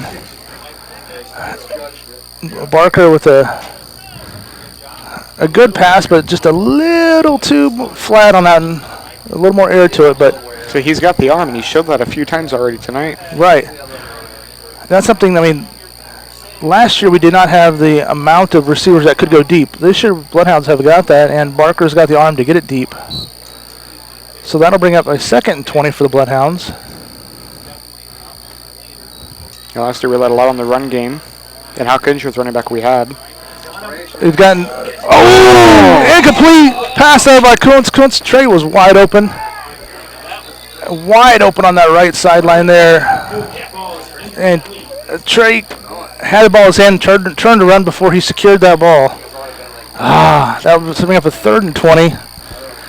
And so far the Bloodhounds, in years past, if it was 3rd and 20, I would say there's no prayer. Now, so far this year with this offense, I'm looking soon at 3rd and 20. That's no big deal.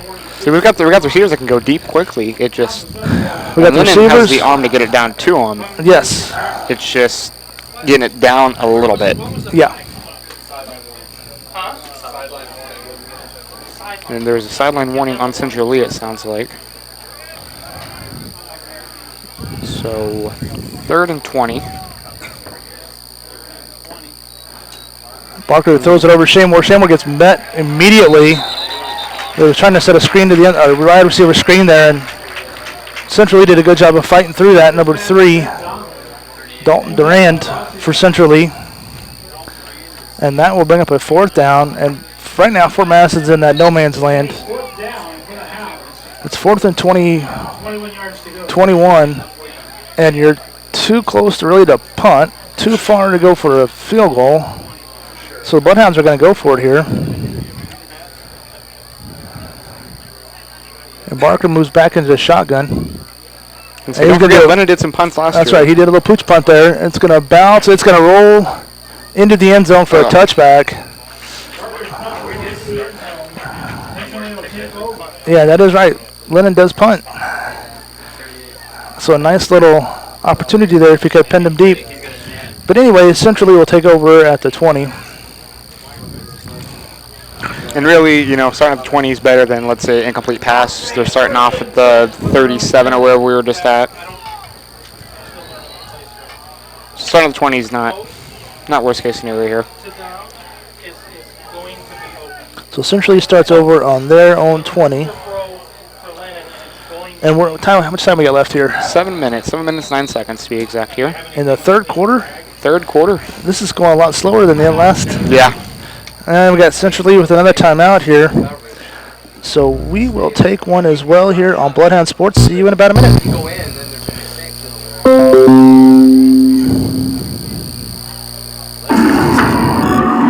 Midwest One Bank, with 26 branch locations plus specialized home loan center, you're never more than a hop, skip, and a jump away from your local Midwest One Bank. Midwest One Bank in Fort Madison at 926 Avenue G in Fort Madison, or 319-372-3991, and that's www.midwestone.com. Sabarina Sandwich Shop, winner of the Taste of the Tri-States, voted #1 in Hawkeye's Reader's Choice for Best Sub and Soft Drink. Sabarina Sandwich Shop, located at 2805 Avenue L. And also they welcome call-in orders, so you can call 319-372-5001. That's Sabarina Sandwich Shop, Jacqueline Lumsden, owner. All right, we're back here.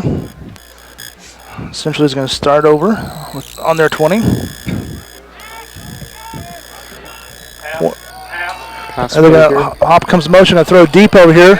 Incomplete. Nice defense over there by 20 or 81 Penniman for Bloodhounds. He just out the whole way and stuck the hand up there and swaddled it right away. So that'll bring up a second 10 for Central Lee. So if you're just tuning in, it's 21-0 Bloodhounds. Central Lee, this is going to be their second possession of the half here, of the second half. And they're, the defense ran right past the quarterback there. And Penniman and number 25 for the Bloodhounds, Keaton Poe. Keaton Poe come up and make the stop. That'll bring up a 3rd and 3 as the defensive line just went right by the running back or the quarterback there. They had a chance on it.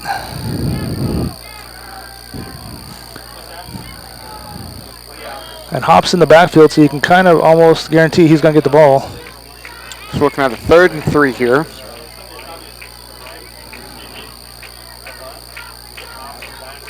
They're going to hand it off to Hop. He jumps over. He's going to get hit short of the first down there. He jumped over 56 Thumper and then got tackled by 57. Settles. So Caleb Wood, they call him Thumper Wood, initially slowed Hop down and made Hop jump over him, and then Settles finished it off. So 4th and 2 here on the 28. So 4th and 2 in the 28. 10 seconds on the play clock. I bet they hold it for as much as they can, try to get Bloodhound to jump off sides. Hop is lined up as a slot back there. They're going to throw it in the pass out here in the flat, and it's caught and then plowed by number 2, Shaymore Red Donald. A reception with Stutz. But Stutz made a nice pass, a nice catch, a nice pass there from Porn, and Shaymore made him pay. That's one of Shaymore's favorite things to do. Come up and hit. That it is. But that brings up a first down for Central Lee. And a new set of downs here as the ball is out to the Central Lee 47-yard line. Oh, so yeah, he had to have a perfect pass there, and he did. Have to hop again, goes right up the middle, and there's not much movement there. Gain. Hop's going to fall ahead for 2 yards as Settles holds on to drag him down there.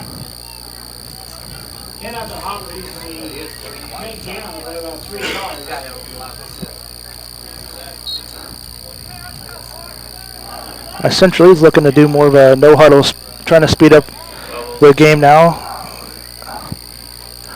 Trying to match the pace of the Bloodhounds here. That's worked really well for him so far. We're getting up 21 points, 21-0 in the third quarter. Horn's going to look to throw a pass. Going to throw left side there.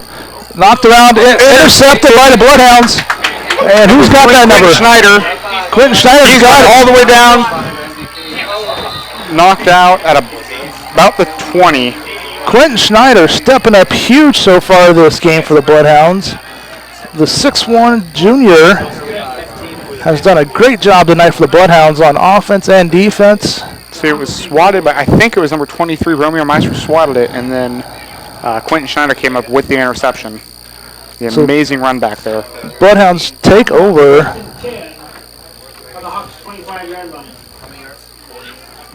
So 1st and 10. 4:34 in the third quarter to go. Again, Bloodhounds up 21-0 if you're just joining us. And this game has been all Bloodhounds. Barker drops back. There's plenty of time to throw a pass. He's going to tuck it and run. And Linden shows a little bit of speed there. He's going to gain a couple yards. And they're going to mark him at the 21-yard line.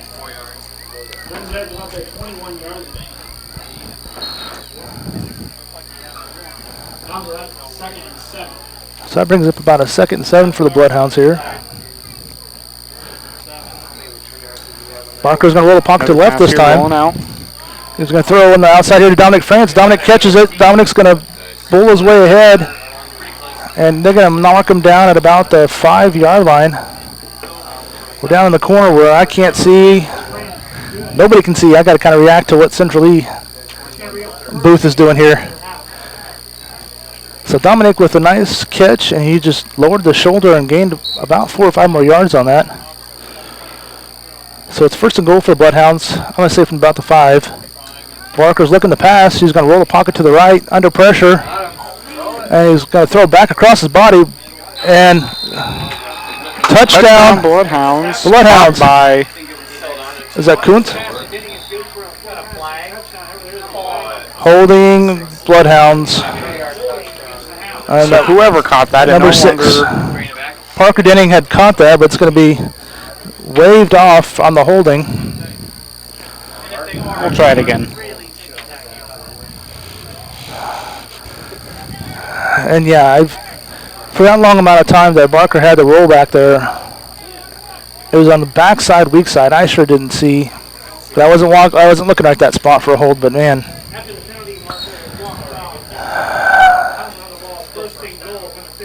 So 1st and goal from the 15 here. Bloodhounds will try another touchdown again here. Barker rolls to the right, throws deep, and just over the reached hands of Kuntz. Incomplete. That'll bring a 2nd down. 2nd goal from the 15.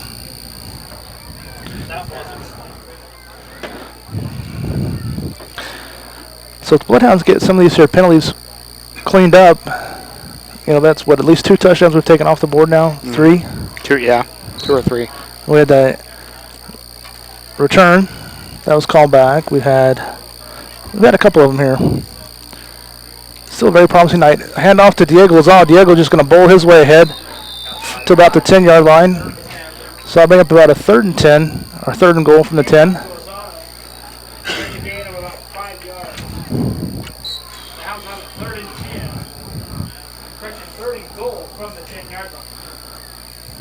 So much time we got left in the game here. In the quarter, we've got 3:30. 3:30 left to go, 3rd quarter here. Barker's going to fake the pass, throws deep to Shaymore Red Dog in the end zone there. Shaymore comes down with it.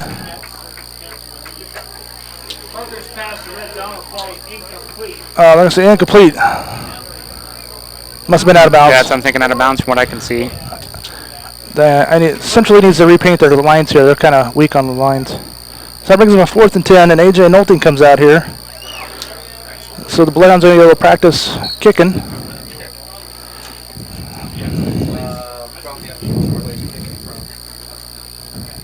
Ball's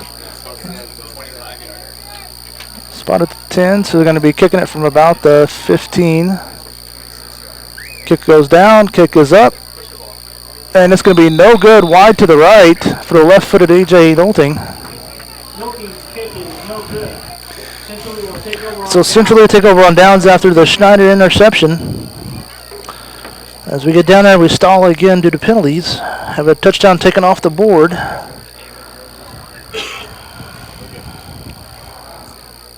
So 3:16 left in the third quarter. Bloodhounds up 21-0. Ideally, you look at the score and it could almost be a little higher than that. Oh, it could be a lot higher than that.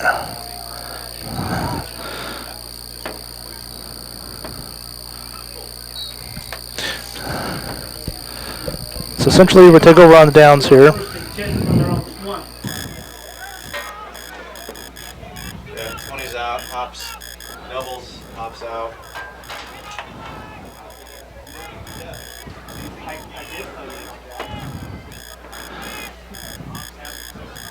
So essentially, Hop is not in the backfield right now. We've got a timeout centrally as they were not sure what they wanted to do, as Hop was lined out in the slot to the right again. And we'll take a quick timeout as well here. Bloodhounds up 21-0.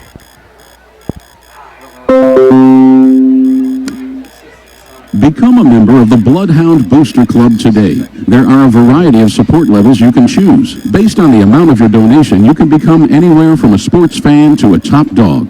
Send money or checks payable to Bloodhound Booster Club, Post Office Box 11, Fort Madison, Iowa, 52627. If you would like to be a sponsor of Bloodhound Sports and Activities, please call 319-371-5817 or email us at bloodhoundsports@gmail.com. And we're getting ready to resume after the timeout there. Keep in mind we're in the third quarter. Centrally's already burned 2 of their 3 timeouts for the half, so therefore the men of this game will have 1 timeout. We get started first down here. And they try to hand it off number 5. He went nowhere. It was a great job by 56 for the Bloodhounds. Who was that one? 56, Thumper Wood with the stop. And they're going to say gain of, what, 1 or nothing? So we have 2nd and 10.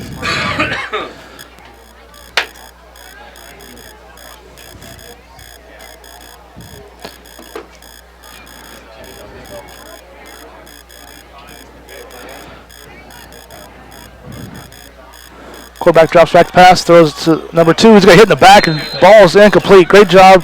Great form tackle by Harley Penniman to knock the ball loose. Nice hard hit there. Shooken up a little bit, but he gets back up, walks off under his own power.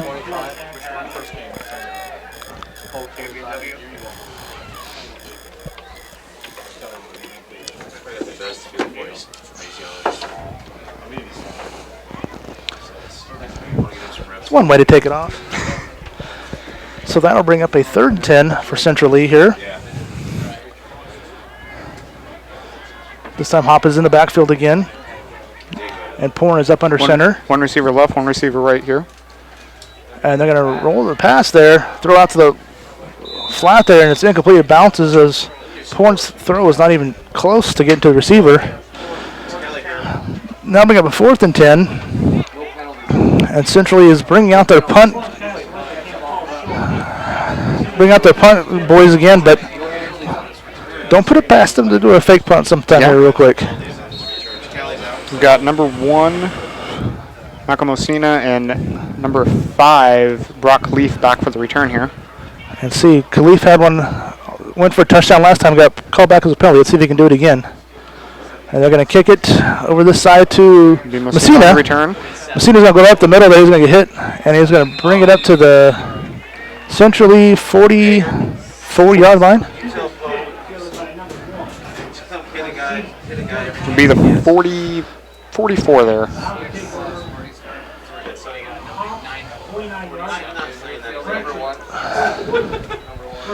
So Bloodhounds will start over on the centrally 49 or 44-yard line. As we got how much left in this third quarter? Looking at 2:20. 2:20. It's still 21-0 Bloodhounds, and it really hasn't been that close even.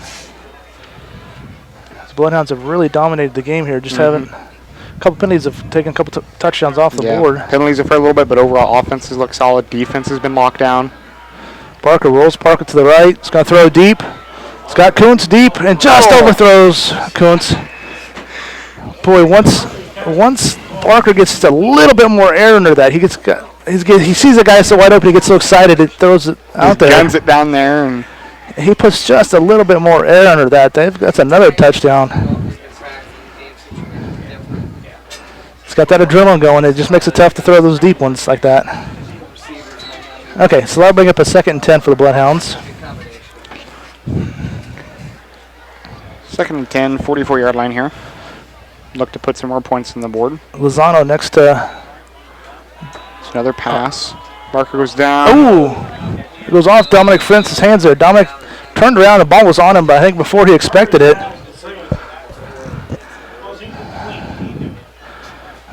And so that'll bring up a 3rd and 10.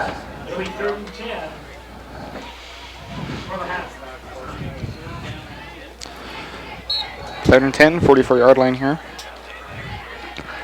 2:08 in the third quarter remaining. The Bloodhounds slow it down just a little bit to kind of huddle here. 9 seconds on the play clock here. Barker in the pistol. He's going to get the snap, hands it off to Diego Lozano. Diego dances around there. He's going to roll ahead for about 4 yards. So that'll bring up a 4th and I'm going to say 6, 7. I think 7's fair there. And Lennon go off. And Will Larson will come on. Number 8, Will Larson there. Will's the backup quarterback.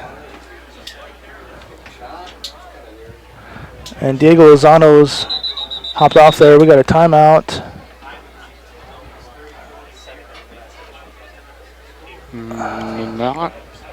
Not a timeout. Equipment. Well, got equipment problem with one of the linemen there for Centrally. He has to run off the field.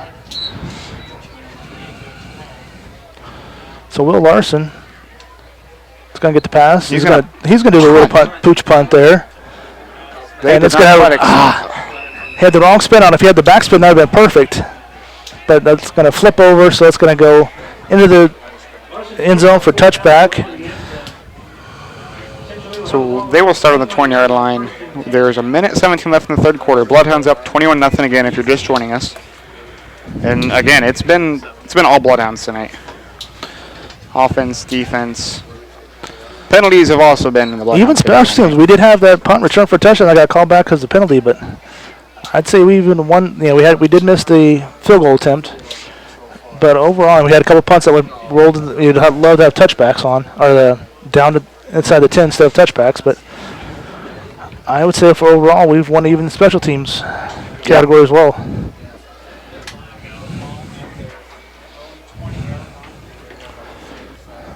So next week the Bloodhounds are home to take on West Burlington, and that game will have Nick St. Clair and Bill Kester on your play-by-play in camera.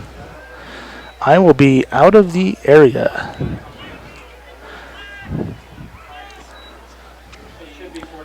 Not sure what happened there. What do we have? A penalty? We had a 1st and 15. Yeah. Delay game maybe? So I never saw a flag. They handed off to Hop. He's going to go ahead for 3 minimal yards. Gain. 2. I'll say a gain of 1 here. A little slow for the Bloodhounds. A little slow getting up here. And that was one thing the boys talked about when I did the senior spotlights. It's kind of interesting to get to talk to them, especially a bit off camera too. Conditioning. They've been doing a lot of conditioning. They said in the years past they thought they conditioned a lot, in the drills and Nothing compared to this year. And that's what part of that whole no huddle, trying to speed the game up. Yeah. You got to be in good condition, especially some of our players go both ways. Porn's going to fake the handoff. He's going to take it, go to the left side, and he's going to get wrapped up for no gain on that one. Great defensive line play there by the Bloodhounds again. 56, 57 settles. So Caleb Wood, Danon settles. And a little Sam Hayes over on that side there too a little bit. So that'll bring up third down here. Third down and out 13, 14. And actually, we've got 5 seconds left in the quarter. Likely stopping there. Essentially is not going to hike that ball. All right. So we'll be flipping over to the fourth and final quarter here. We'll take a quick timeout here. Word from our sponsors. We're at 21-0 Bloodhounds. Centrally is faced with a third and about 14 from their own.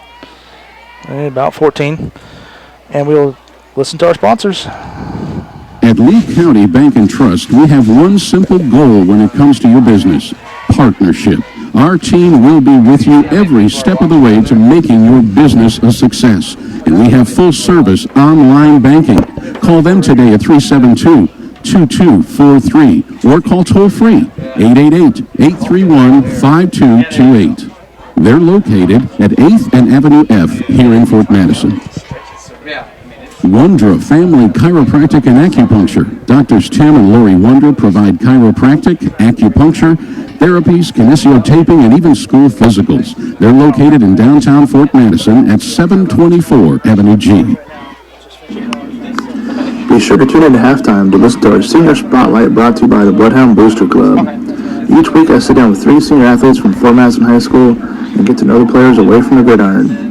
That's our Senior Spotlight, sponsored by the Bloodhound Booster Club. All right, and getting ready to start the fourth quarter here. We get ready to start the fourth quarter here. Try that again, Nick. Starting the fourth quarter here. Didn't quite have my mic down all the way there. But, yeah, Bloodhounds up 21-0. Simply throws a pass. It's going to be caught, but it's going to be well short of the first down there. Just going to bring up fourth down and fourth and 5. And I'm still waiting for that fake punt for something here from Central Lee. For a punt. Looks like the same number 1, number 5, Mosina and Khalif. And the punter's got he takes off running a little bit, then he stops to punt it. And Messina fumbles it out of bounds there, so they're going to start. Bloodhounds will start with the ball right at the 36-yard line, looks like. Yeah. Yep, start their own 36.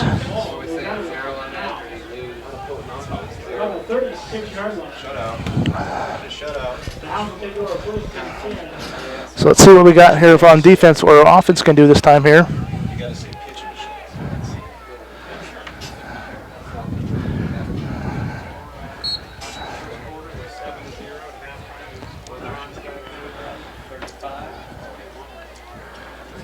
So Bloodhounds take over 36-yard line.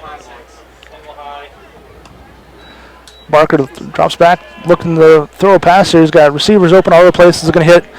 Messina coming underneath him. Messina's going to get up to about the 40-yard line. That'll be a gain of about 3. So almost, some of those short passes like that, they're almost treating it like the run offense. Yeah. And the offensive line is doing a good job of slowing down Central Lee there, as Barker has all kinds of time on his rollouts to throw wherever he wants to. So it's been a lot of deep and a lot of short, not a lot in between there for Lennon's passes tonight. We had one there. Great job here. Lozano takes the handoff, goes around right side. He's going to get the sideline and then some. He's going to punish a couple Central Lee players as he runs down, clear down to the Bloodhound or Central Lee 40. About 39. 39. Lozano knocked a couple guys over.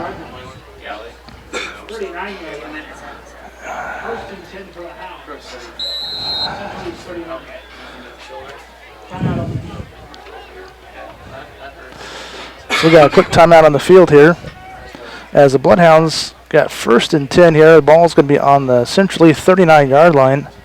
It's a great job there by Lozano running over a couple guys as he got around that right side. I think he gets a little winded on that one, running that far. I think he was expecting more contact than that. Yeah. My left hand wasn't. No idea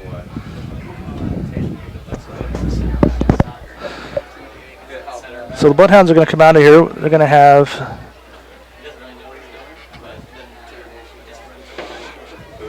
a running back now will be Brock Khalif for the Bloodhounds. And we got 3 receivers to the left, 1 to the right. The right side here is Shea Moore.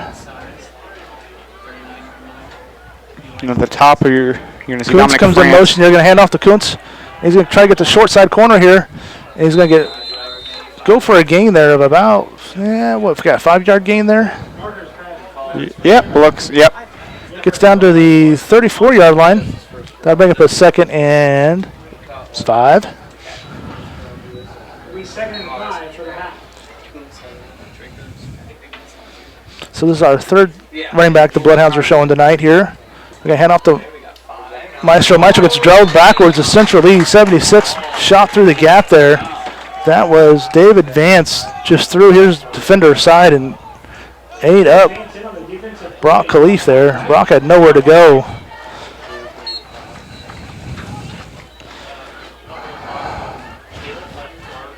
So that'll bring up a 3rd and 5 now for the Bloodhounds.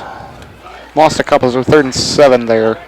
Barker under pressure now. He's going to float a pass nicely to Dominic France on the sideline. Dominic with a great toe tap, and that would have been good in the NFL even. He had both feet down there.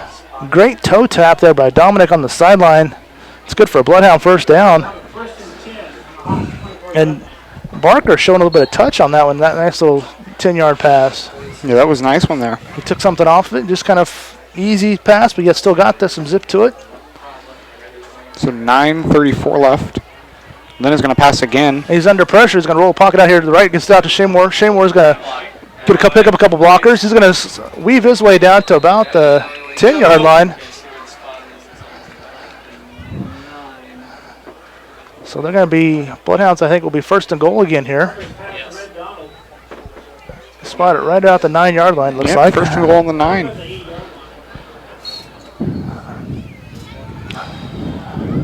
And Barker actually was under pressure there, and Shea Moore was kind of his outlet. And he still found him and had a chance there. They're going to hand off to Khalif. Brock Khalif is going to weave his way up there. Another flag. And, he gets down to about the 1-yard line, but we got a penalty on the Bloodhounds. Dane settles. That was not a hold. It's funny how they're calling him right there. So another penalty is going to prevent a Bloodhound touchdown here. He wasn't in. Khalif wasn't quite in. Oh, okay. Yeah. Yep. And the Bloodhounds are going to go clear back to the 24-yard line, so it'll be 1st and goal from the 24 now. As the Bloodhounds have had this several times now, where we get down there and we get this mystery holding call. Comes flying in.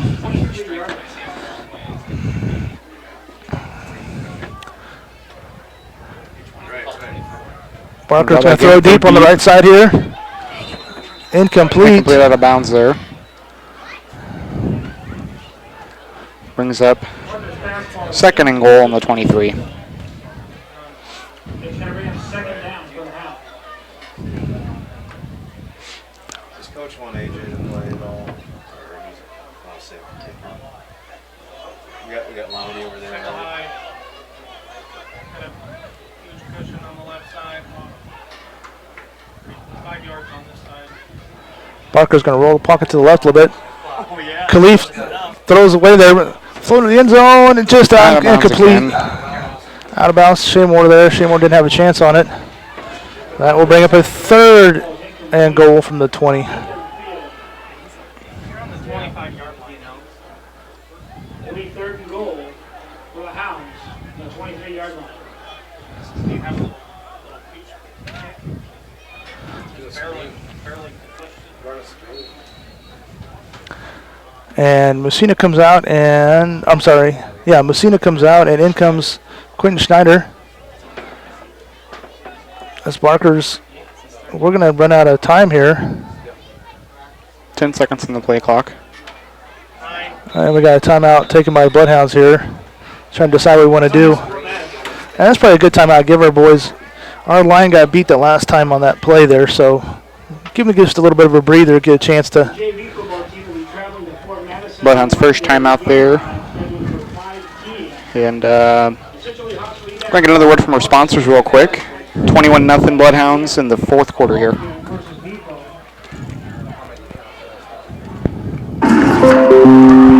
Midwest One Bank, with 26 branch locations plus specialized home loan center, you're never more than a hop, skip, and a jump away from your local Midwest One Bank.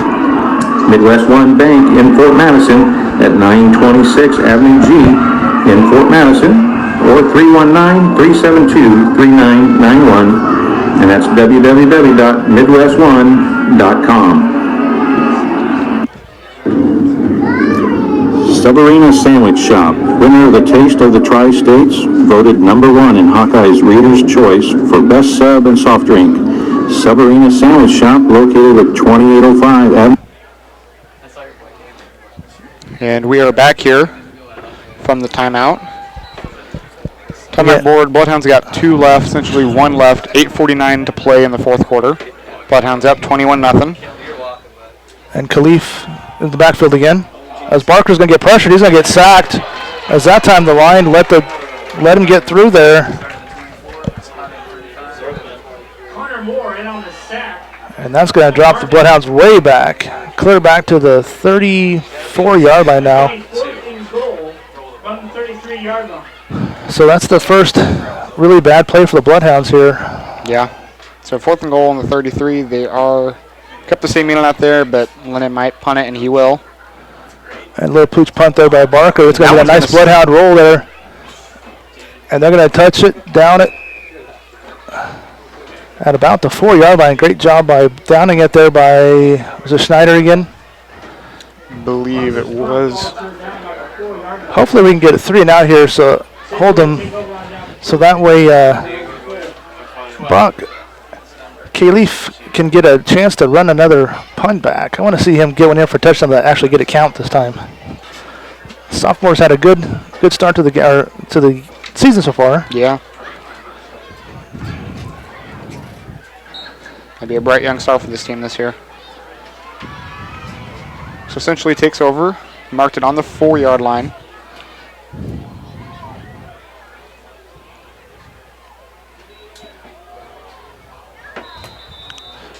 And we got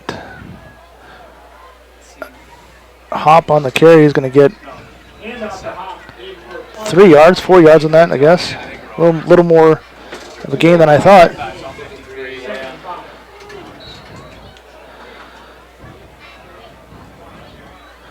They gave him 5 on that. Wow. So, favorable spot on that one. We got a timeout here. I don't know what we got the officials calling here for something.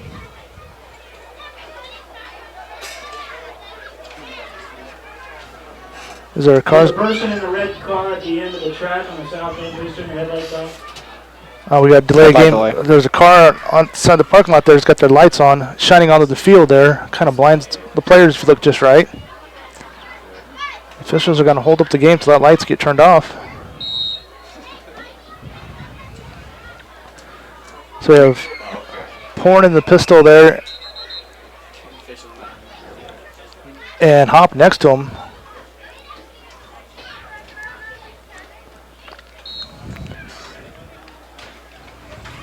Now we're ready to go, it looks like here.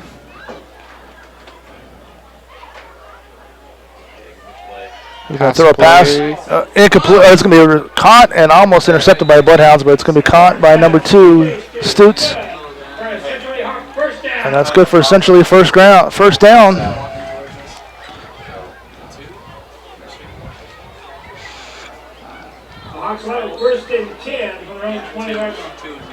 that's 1st and 10. On the 20-yard line here.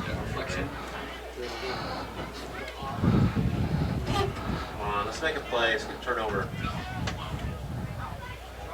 Porn's going to throw a pass, quick pass out here. low and incomplete, and they're going to say, did he catch it or incomplete? They're going to say incomplete. Incomplete there.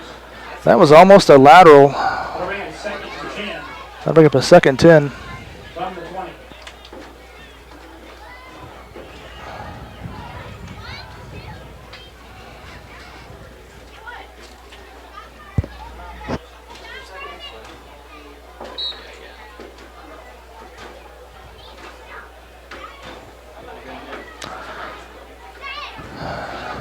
Essentially, he's going to flip the receivers to the right side this time. Have one to the left. Typically, Porn runs to the right, or the Hop runs to the right side on this formation. We got to fake the handoff, and he's going to hit as he gets past the ball. But the reception is made by Central Lee. There's going to be another first down as they get out to the 35. Shamor McDonald on the tackle there, but it was caught by number 12 Adam Bullock. The Bloodhounds almost looking like they're tired right now. They're kind of late to the ball, and they've played a good game, but it's not over yet. Hops out. Doubles, hops to the right. Yeah, sir. Yeah, he's up the pass. And we got 1st and 10 on the 35 here. A low pass incomplete as Hop was out here in the pattern this time. So I'll bring up a 2nd 10 in this 4th quarter. How much time we got left, Nick, there? Looking at 6:39. Time can't go fast enough now.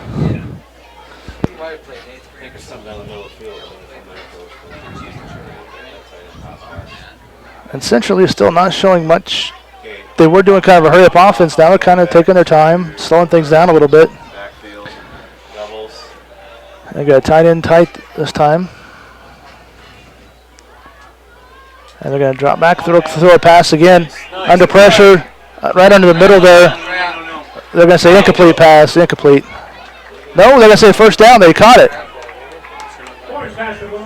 Well, I would ask for instant replay on that one.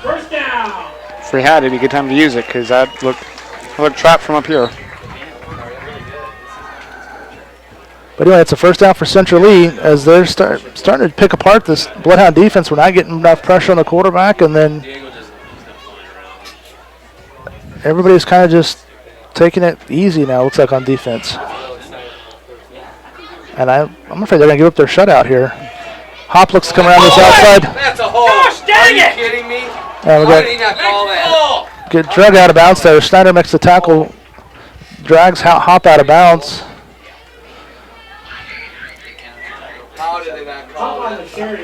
As one of the Bloodhound players gets turned around backwards as he's trying to run and gets pulled down, but no flag on that one.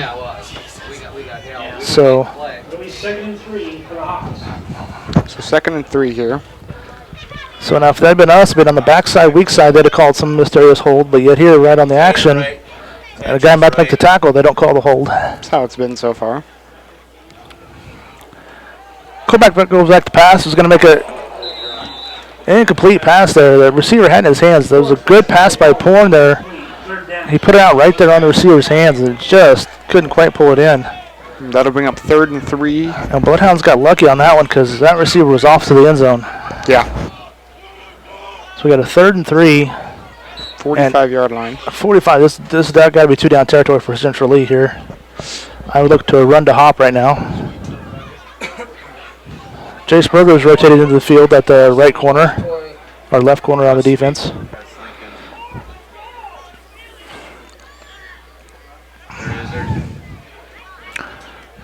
Quarterback, they're going to run the pocket there. Jane Fedler puts a little pressure on him. Quarterback is going to complete. Oh, incomplete pass. As Jace had fell down, the receiver was open, but a good job by Fedler and who's that? Hayes, 52. Do not have a 52. I don't know who 52 is. Or is it 62? No, it's a linebacker. It's got to be 50. Well, they're not going to call it. Oh, I don't know who that is. So that brings up 4th and 3 here from the 45. We've got 6 minutes to go in the game. Off to the right, doubles. And they're obviously going forward here. Pass. Porn's going to drop back, throw a pass. nice. Almost intercepted there, but hey, that's all right. The Bloodhounds got better field position actually by not completing that play there. Who had that one? Nicholas Carter, it looks like. Nick Carter out Nick there. Carter. That's one of those, you want the interception, but at the same time, you're okay with it not happening. We had better field position without it, so.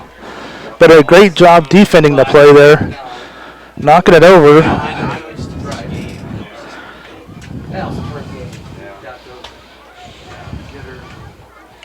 So Fort Madison's going to take over on their own 45-yard line. Single highway deep.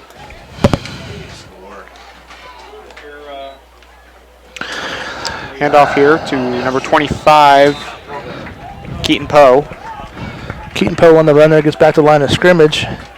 Okay, so our so far we've scored a touchdown in every quarter.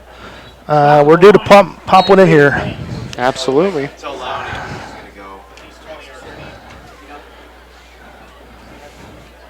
Keaton Poe again in the backfield for the Bloodhounds. He's our fourth running back tonight so far. One receiver to the right, three to the left, and Linden is going to pass here. Under pressure. Throws it out. Throws it away. Poe's got to do a better job of getting some blocking back there. That was something that Maestro did really well up there, was to be that personal protector for Barker on those passes. Yeah, he threw himself out there. And that one there, Keaton got knocked backwards a little bit. Keaton's good. He'll recover from that one. Next one, he'll put the guy on the butt. So it's 3rd and 10 now for the Bloodhounds. Barker throws out the left side, throws a high incomplete pass. That was a rifle shot out there to number 11. Who was that? Keister, Brandon Keister. So 4th down now. 5:16 to go. And that nice touch that Barker had shown, Lennon had shown before there, that one was a little bit more of a rifle shot. A little too much juice. They're sending number 5 back there in the event they do punt one. And Barker is going to punt. Dalton Westerkamp. Oh, loose. Ball's loose. It's rolling around the ground. It's going to go back down to the 10-yard line before it gets down there. As the Bloodhounds had their chance, but they thought the guy fell on it. Who's who? Who? Dalton Durand on the recovery there for Central Lee. So Central Lee will take over at their own 10-yard line. Barker's punt recovered by Central Lee. Back to the 12-yard line. Central Lee will take over on down. 1st and 10 from their own 12. So it's Central Lee, 1st and 10 from their own 12. How much time we got left now, Nick? 5:04. 5:04. Still 21-0. Bloodhounds. Central Lee has 1 timeout to work with. Bloodhounds 2 if needed. Tight and right.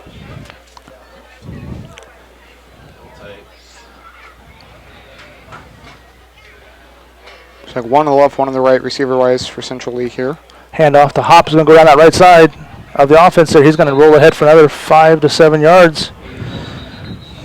He's still going to be, I'm sure he'll be over 100 yards, but it's been a hard. There is a flag down on the play. A hard ran for 100 yards.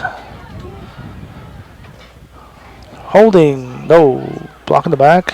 Central Lee. That's about time they got one of the mystery flags. And that's going to back them up. So we'll erase the run there. And we'll back them up another 5 yards. 5 yards there. So big up a 1st and 15. Ball will be on the Central Lee 5. 7 there. And to the left.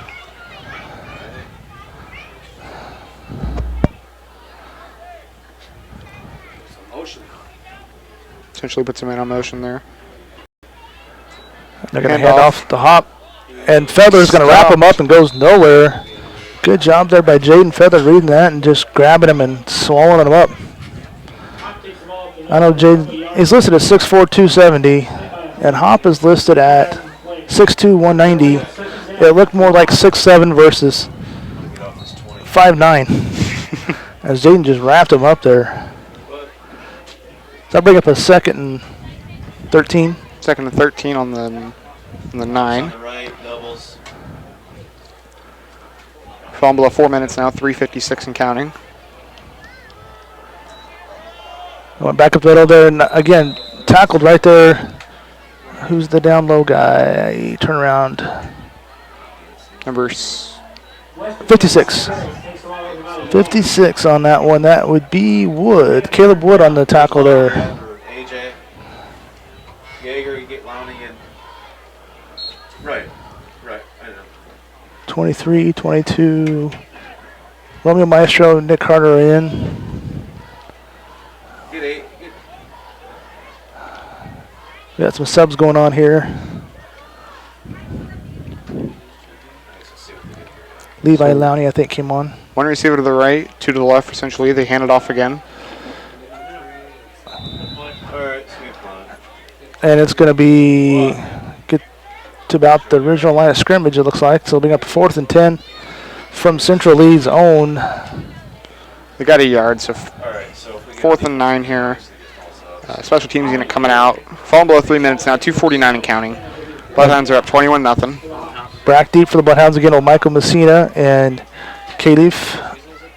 Brock Califf. And hopefully he gets a chance to return it. Yeah. We do it again a couple drives ago. Runs with a second and punts it off. And it's going to be over his head even. It's going to be rolling back there. Brock's going to take it on the roll there. Looking to get to the right sideline here. He makes something out of nothing there. So he's getting up all the way up to the Bloodhound. About the 46 there. 46, 47. Yeah, 40 Central East 46-yard line. Nice return there by Brock, running all the way around there from the other side of the field. And we've got an injury timeout here.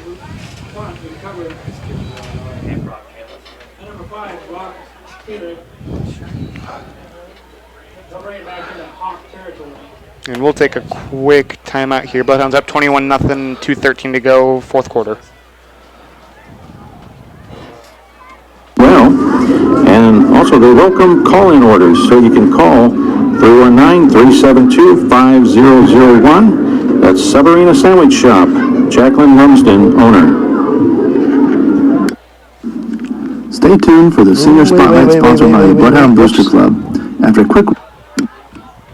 Become a member of the Bloodhound Booster Club today. There are a variety of support levels you can choose. Based on the amount of your donation, you can become anywhere from a sports fan to a top dog. Send money or checks payable to Bloodhound Booster Club, Post Office Box 11, Fort Madison, Iowa, 52627. If you would like to be a sponsor of Bloodhound Sports and Activities, please call 319-371-5817 or email us at bloodhoundsports@gmail.com. And we're back here getting ready to resume play once again. We're in the 4th quarter, 2:13 to go. Bloodhounds up 21-0. And as it is Bloodhounds ball. We've got Will Larson in at quarterback now. And Keaton Poe held on to that. He's got met at the line of scrimmage and got nothing out of that one. No chance.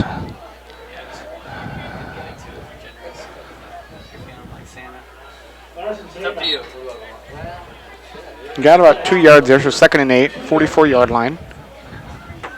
It'll be 2nd and 8 for the Hounds.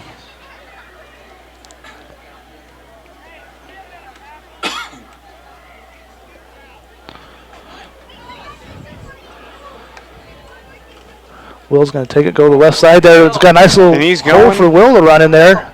And he's going to get ahead for a 10-yard down. Nice first down there. And that'll take us down to about a minute 30, minute 29 to be exact. So ball's on the, they're going to spot it on the 34-yard line. 1st and 10, 34. And again, this whole game, it's been all Bloodhounds. We're really good in the beginning. Later on, it slowed down a little bit, but it still been Bloodhounds the whole game here. Haven't essentially had much of anything. And the Bloodhounds are doing the victory formation.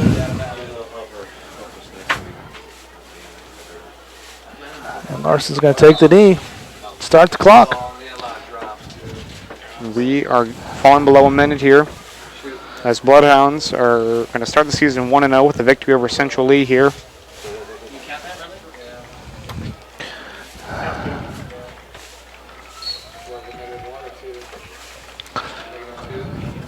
They'll wait 20 more seconds, knee on it one more time, and that will be the game.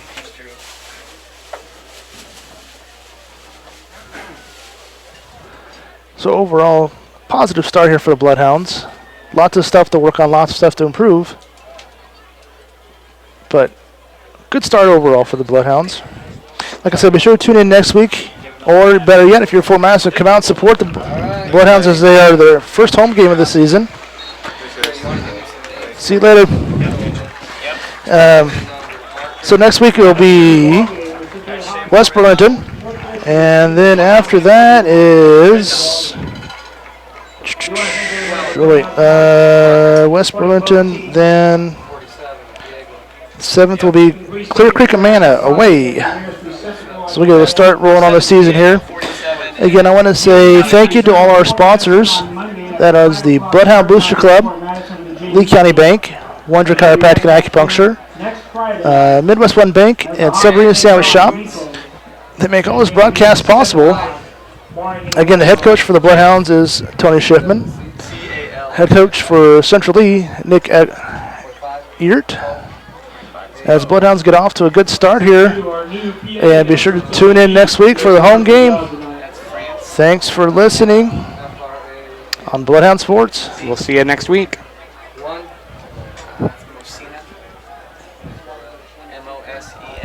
For Jared Kester, I'm Nick St. Clair. And I'm Dr. Tim Wondre. Hit stop on that, will you? There we go. We are done for that.